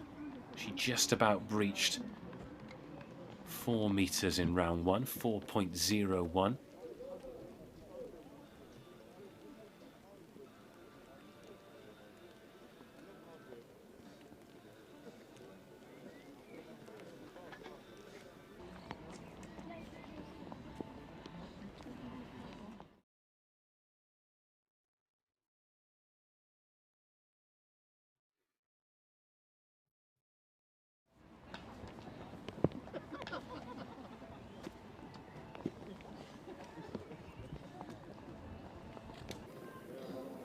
And 4.13, so another improvement for Titze after a red flag in round 2. So at the halfway point of her competition, she is still behind Marlene van Ganswinkel in the T64s, but she is improving. Here comes Lisa Peterson, another red flag for her, so 3:67 for the T46. Now she's got a score on the board. She's just competing against herself because she's the only T46 in the classification. Yeah, big overstep there. Planted that left foot, half a foot over the board. She knew straight away as well. Didn't even have to look back at the official to realise. Now, Sara Andres Barrio. 4 meters, 5 centimeters. Her best so far. Much more flat trajectory off the blade for her. When you compare that with Elena Krater and how high she gets on the takeoff.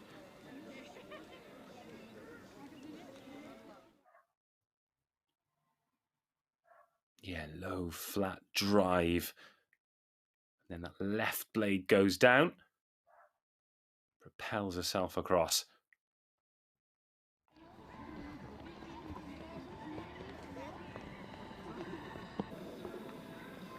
.433, big improvement, 28 centimetre improvement for Barrio.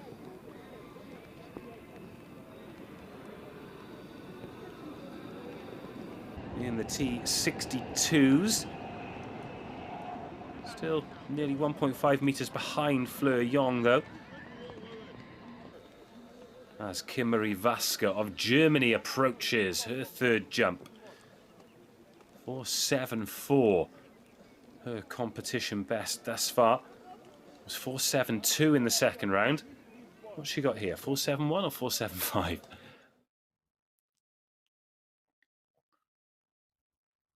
Really excited about the competition between her and Joy Ahiakwo. 1 centimetre between them at the moment. Ahiakwo getting a red flag last time out. 4.65, so a bit of a drop off then for Vasquez.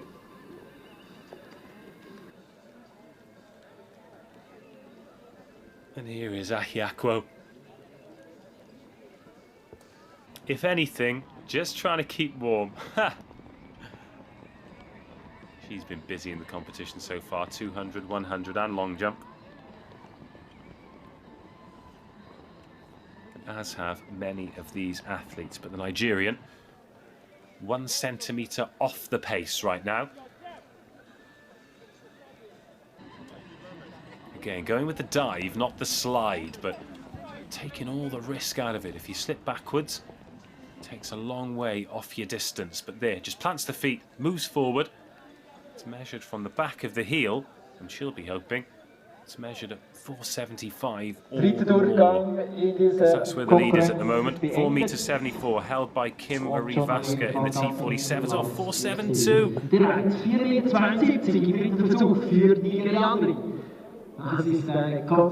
Unbelievable consistency. Her 2 measured jumps so far, 4.72 and 4.73. Marie Vasquez, 4.72, 4.74.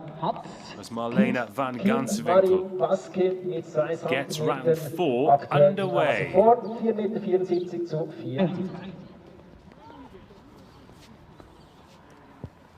Another good jump. She's had 2 measured jumps, both at 5.32 meters so far. Doesn't get much more consistent, does it?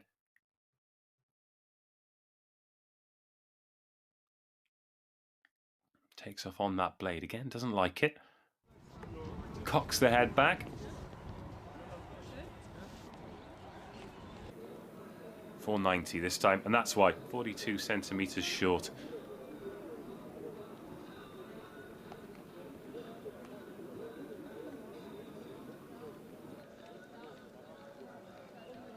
Well, Fleur Young, full of the joys of spring. And we have had the joys of spring, haven't we? Sunshine, rain, wind, almost all 4 seasons of weather, but Fleur Young, the T62, the world record holder, in fact.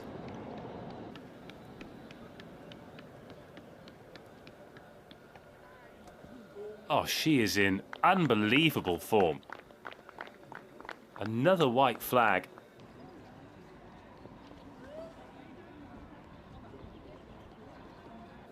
According to my calculation, we could have had a couple of world records here. Oh, there it is!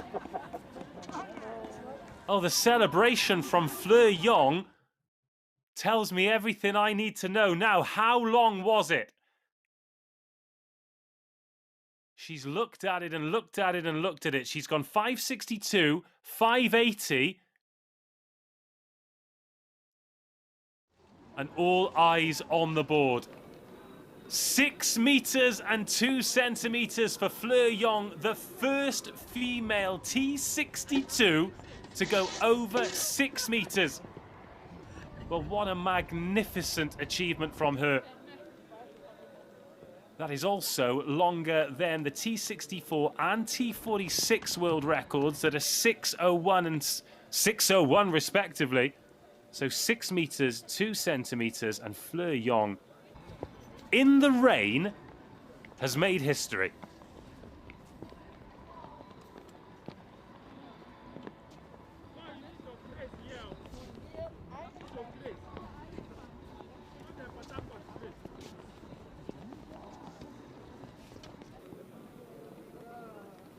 Krater, 4.21, so doesn't improve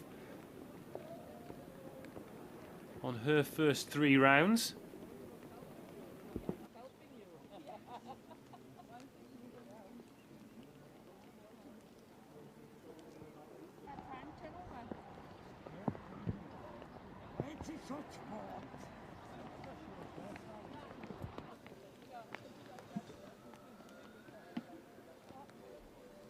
And Sophia Gonzalez.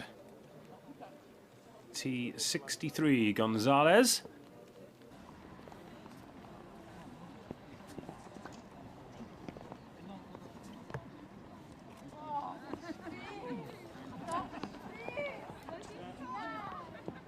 Well, 362.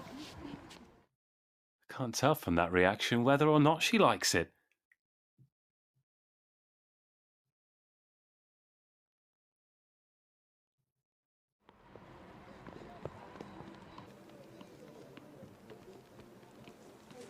Maria Titze picks up another red flag, so she won't improve on 4:13.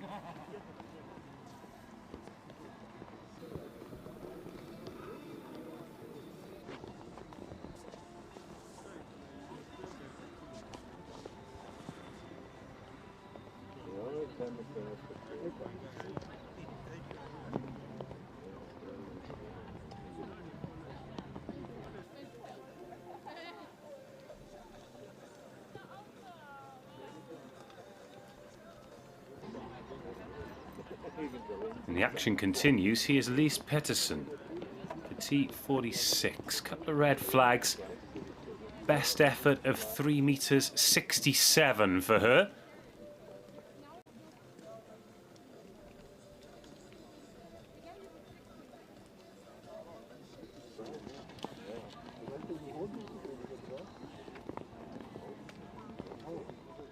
Will this be an improvement on that? There's that arm drive. Left foot takeoff.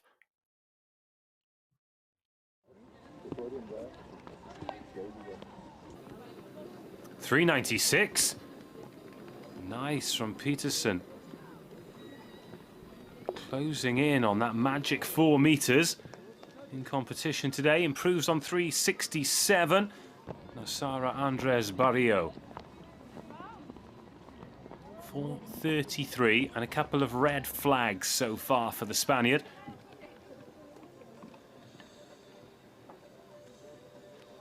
Again, flat trajectory, white flag. Plenty of power. Now she heads for the shelter. Big smiles though, they're enjoying it out there, which is great to see. It's been a long day of athletics for these guys.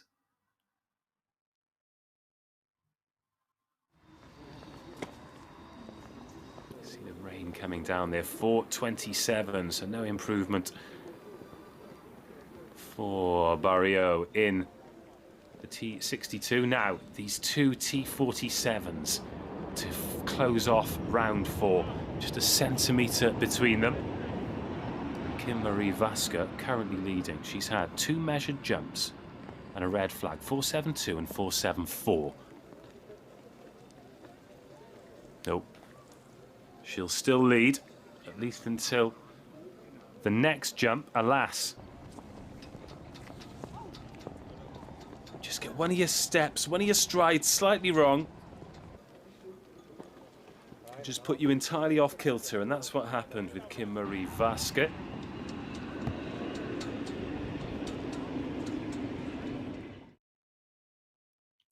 See if we can make out where it happened. Yeah, just there. I think she was a little bit short in her strides on the run in, and then by the time she planted her left foot, she was so far behind the board, just aborted. Still registers as a jump though, 287. No, here's Ahiakwo. 273 and 272 on the measurement so far, chasing 274. That's how close this T47 competition is. Two evenly matched athletes spurring each other on as the rain's getting even heavier. Look at this surface water. That's not going to help the approaches, so maybe we've seen the biggest jumps we're going to see. I wonder if we'll even see Fleur Young again after smashing the 6 metre barrier. That has been the moment of the day so far. Incredible.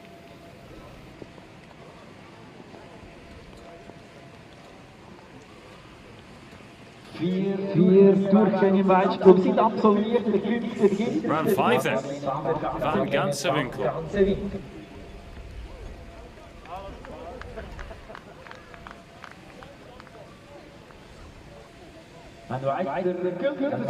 Still top of the T64 tree. 5:32, which he's jumped twice. Got a red flag last time, a white flag this time. in the penultimate round. It's absolutely flown by. This whole competition's been going just over half an hour. So the Dutch athlete waits, as do we, for the confirmation.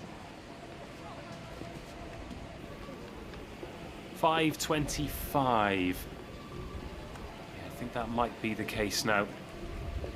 The run in heavier. Well, it is Fleur Young, absolutely having the time of her life. Her world record before today was 5:21, set in 2019 in France. Since then, just today, she's jumped 5:62, 5:80, and then 6 meters and 2 centimeters. The first T64 woman to ever go over 6 meters. Can she go even bigger again?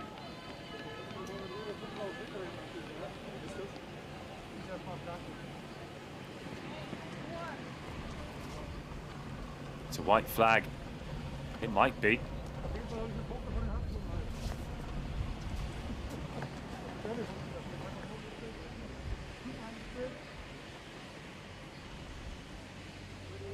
Just incredible technique, power generated from everywhere it can be generated from. There's a shake of the head. 5:68 again. She has gone up a level. What an athlete.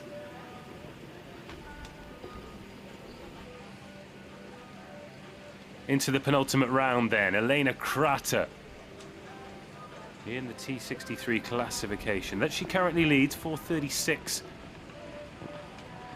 Her leading jump.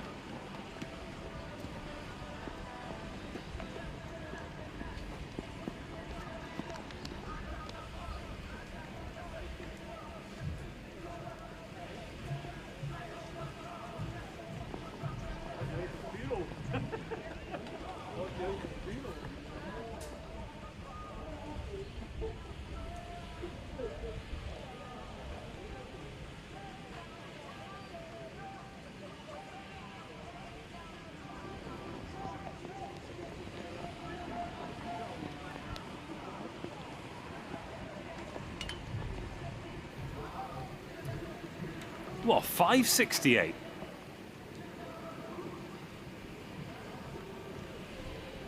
Got excited again, didn't I? 3:99, saw the wrong number. Elena Krater. God, how she added 1.2 meters. Alas, she hasn't. But she still remains in the lead in the T63. Sophia Gonzalez, the one who can snatch that from her, but she's going to need to find some serious CMs. 3:62. Her top jump so far, an improvement from 3:55 in the early jumps. Can she go a better? Both Krater and Gonzalez from the same club in Switzerland, competing with their country's flag for this particular meet though.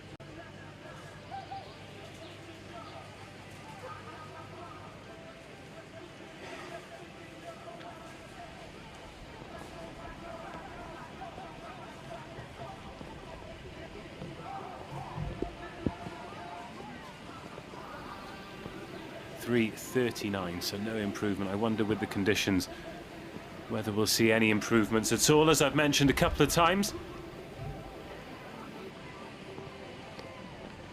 That's Marie Vasquez, 4:13, and another red flag, so her registered jumps 4:01, 4:13 in the T64s. She's quite some way behind Marlene van Gensewinkel. Still Lisa Peterson, Sarah Andres Barrio, Kim Vasquez and Joy Ahiakwo to come in round 5 before the final round of the long jump. Confirmation there of that red flag for Marie Vasquez. And the final round will be our last athletics act of today, as these poor long jumpers are out there getting absolutely soaked through. And here is Lisa Peterson of Germany, 15 years of age. Going to get up over 4 meters. She's close, but she won't do it this time with that red flag in the air. She will have one more go, though.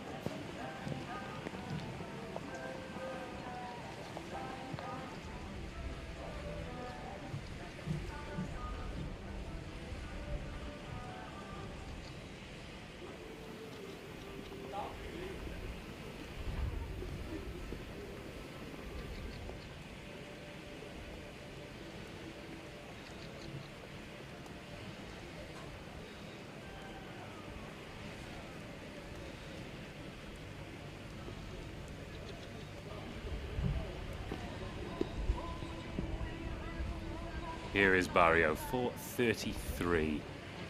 Her best effort so far.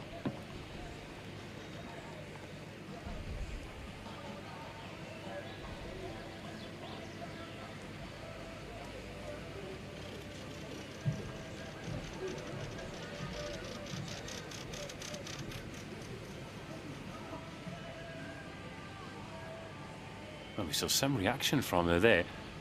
Not happy about something is Sarah Andres Barrio, but still enjoying the Grand Prix.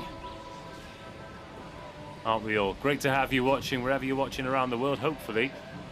Got a roof over your head and you're a lot drier than these athletes. 4:16 is the jump for Barrio, 4:33 still her best.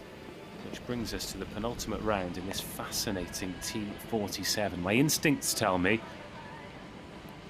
that this lady, Marie Vasquez, might have just done enough now the conditions have turned. She opened with a 4:74, that's still a 1 centimetre lead, but her opponent, Joy Ahiakwo, still has 2 chances to better that, provided Vasquez doesn't better it herself here.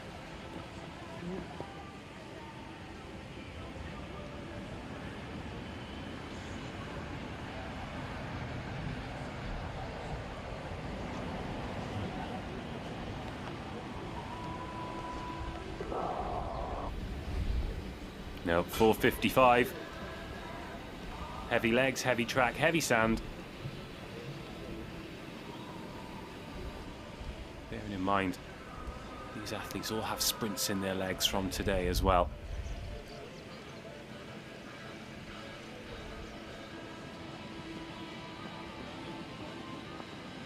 Joy Ahiakwo of Nigeria.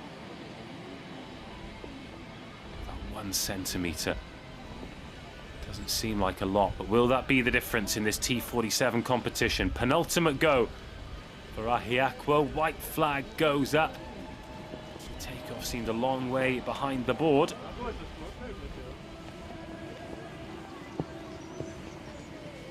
Needs to be right on her limit. Get a bit of a better view of it here to see how far behind the board. Yeah, it was daylight between the toes and the board, so this is going to have to be massive. Yeah, 4:44, real drop off, 30 centimetre drop off between that and her best. Which takes us to the final 9 jumps of the day. Elena van Gansewinkel to get us underway in the final round of the women's long jump. Marlene van Gansewinkel kurz vor ihrem 6. und letzten Versuch. 5:32, her best effort today. One last opportunity to improve on it. What colour's the flag? Be white, yeah, good start, come on. 5:32 to beat in the T64. She's already miles ahead of Maria Tietze. She's getting a round of applause. Yes, 5:37, a 5 centimetre improvement. And a great way to finish for Marlene van Gansewinkel.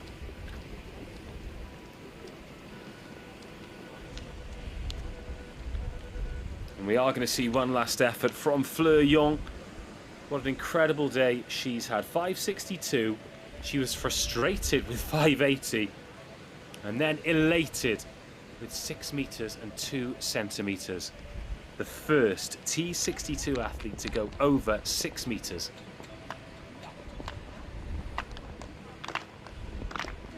Oh, and even in an empty stadium, she wants some rhythm. And fellow competitors, coaches, and everyone here is going to give it to her. Fleur Yong, final attempt, 6 meters, 2 centimeters to beat.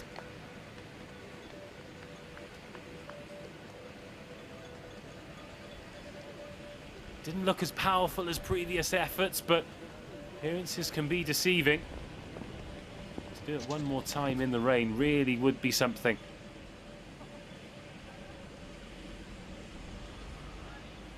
Yeah, just that penultimate step didn't look as controlled as the previous world record. But that is a great day at the office. 5:67, even that would have shattered previous world records.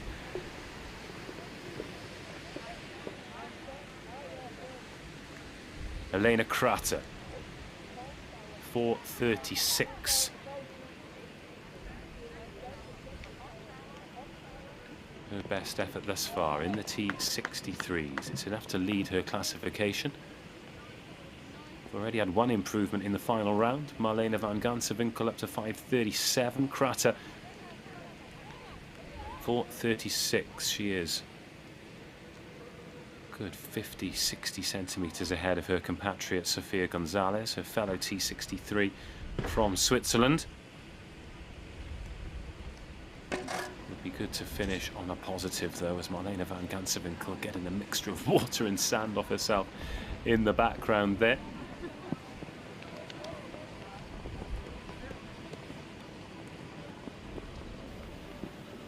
Four meters on the nose for Elena Krater.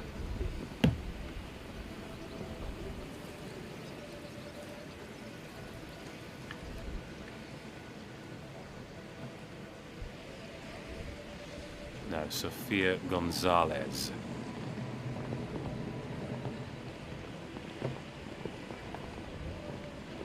$3.62, her best effort, a last chance to top that.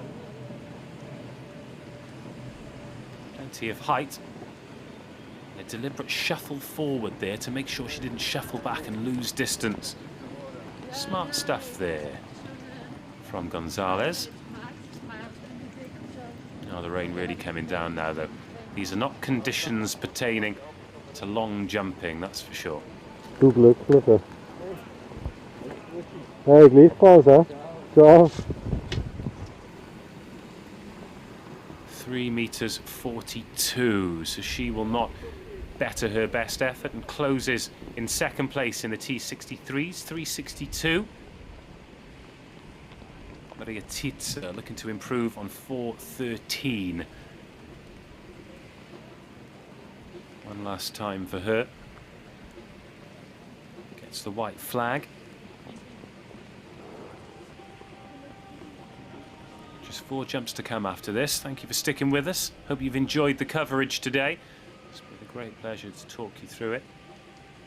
Remember, we will be back tomorrow with another full day of para-athletics here from Nottwil, 4 meters and 5. Final attempt for Titze, so no improvement.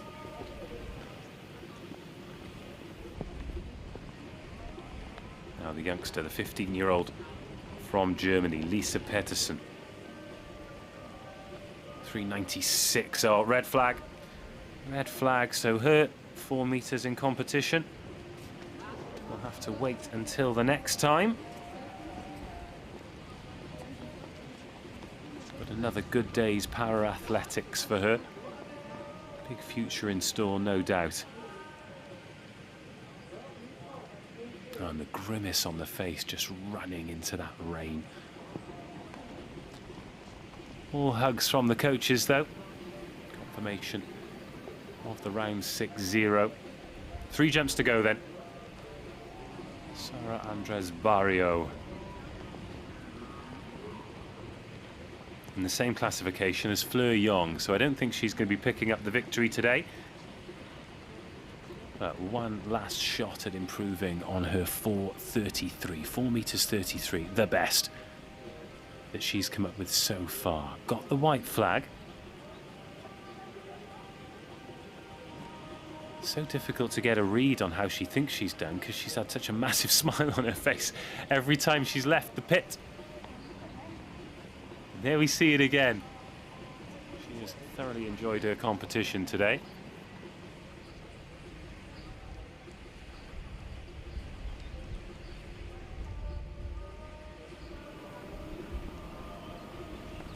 .426, so consistent, but not improvement.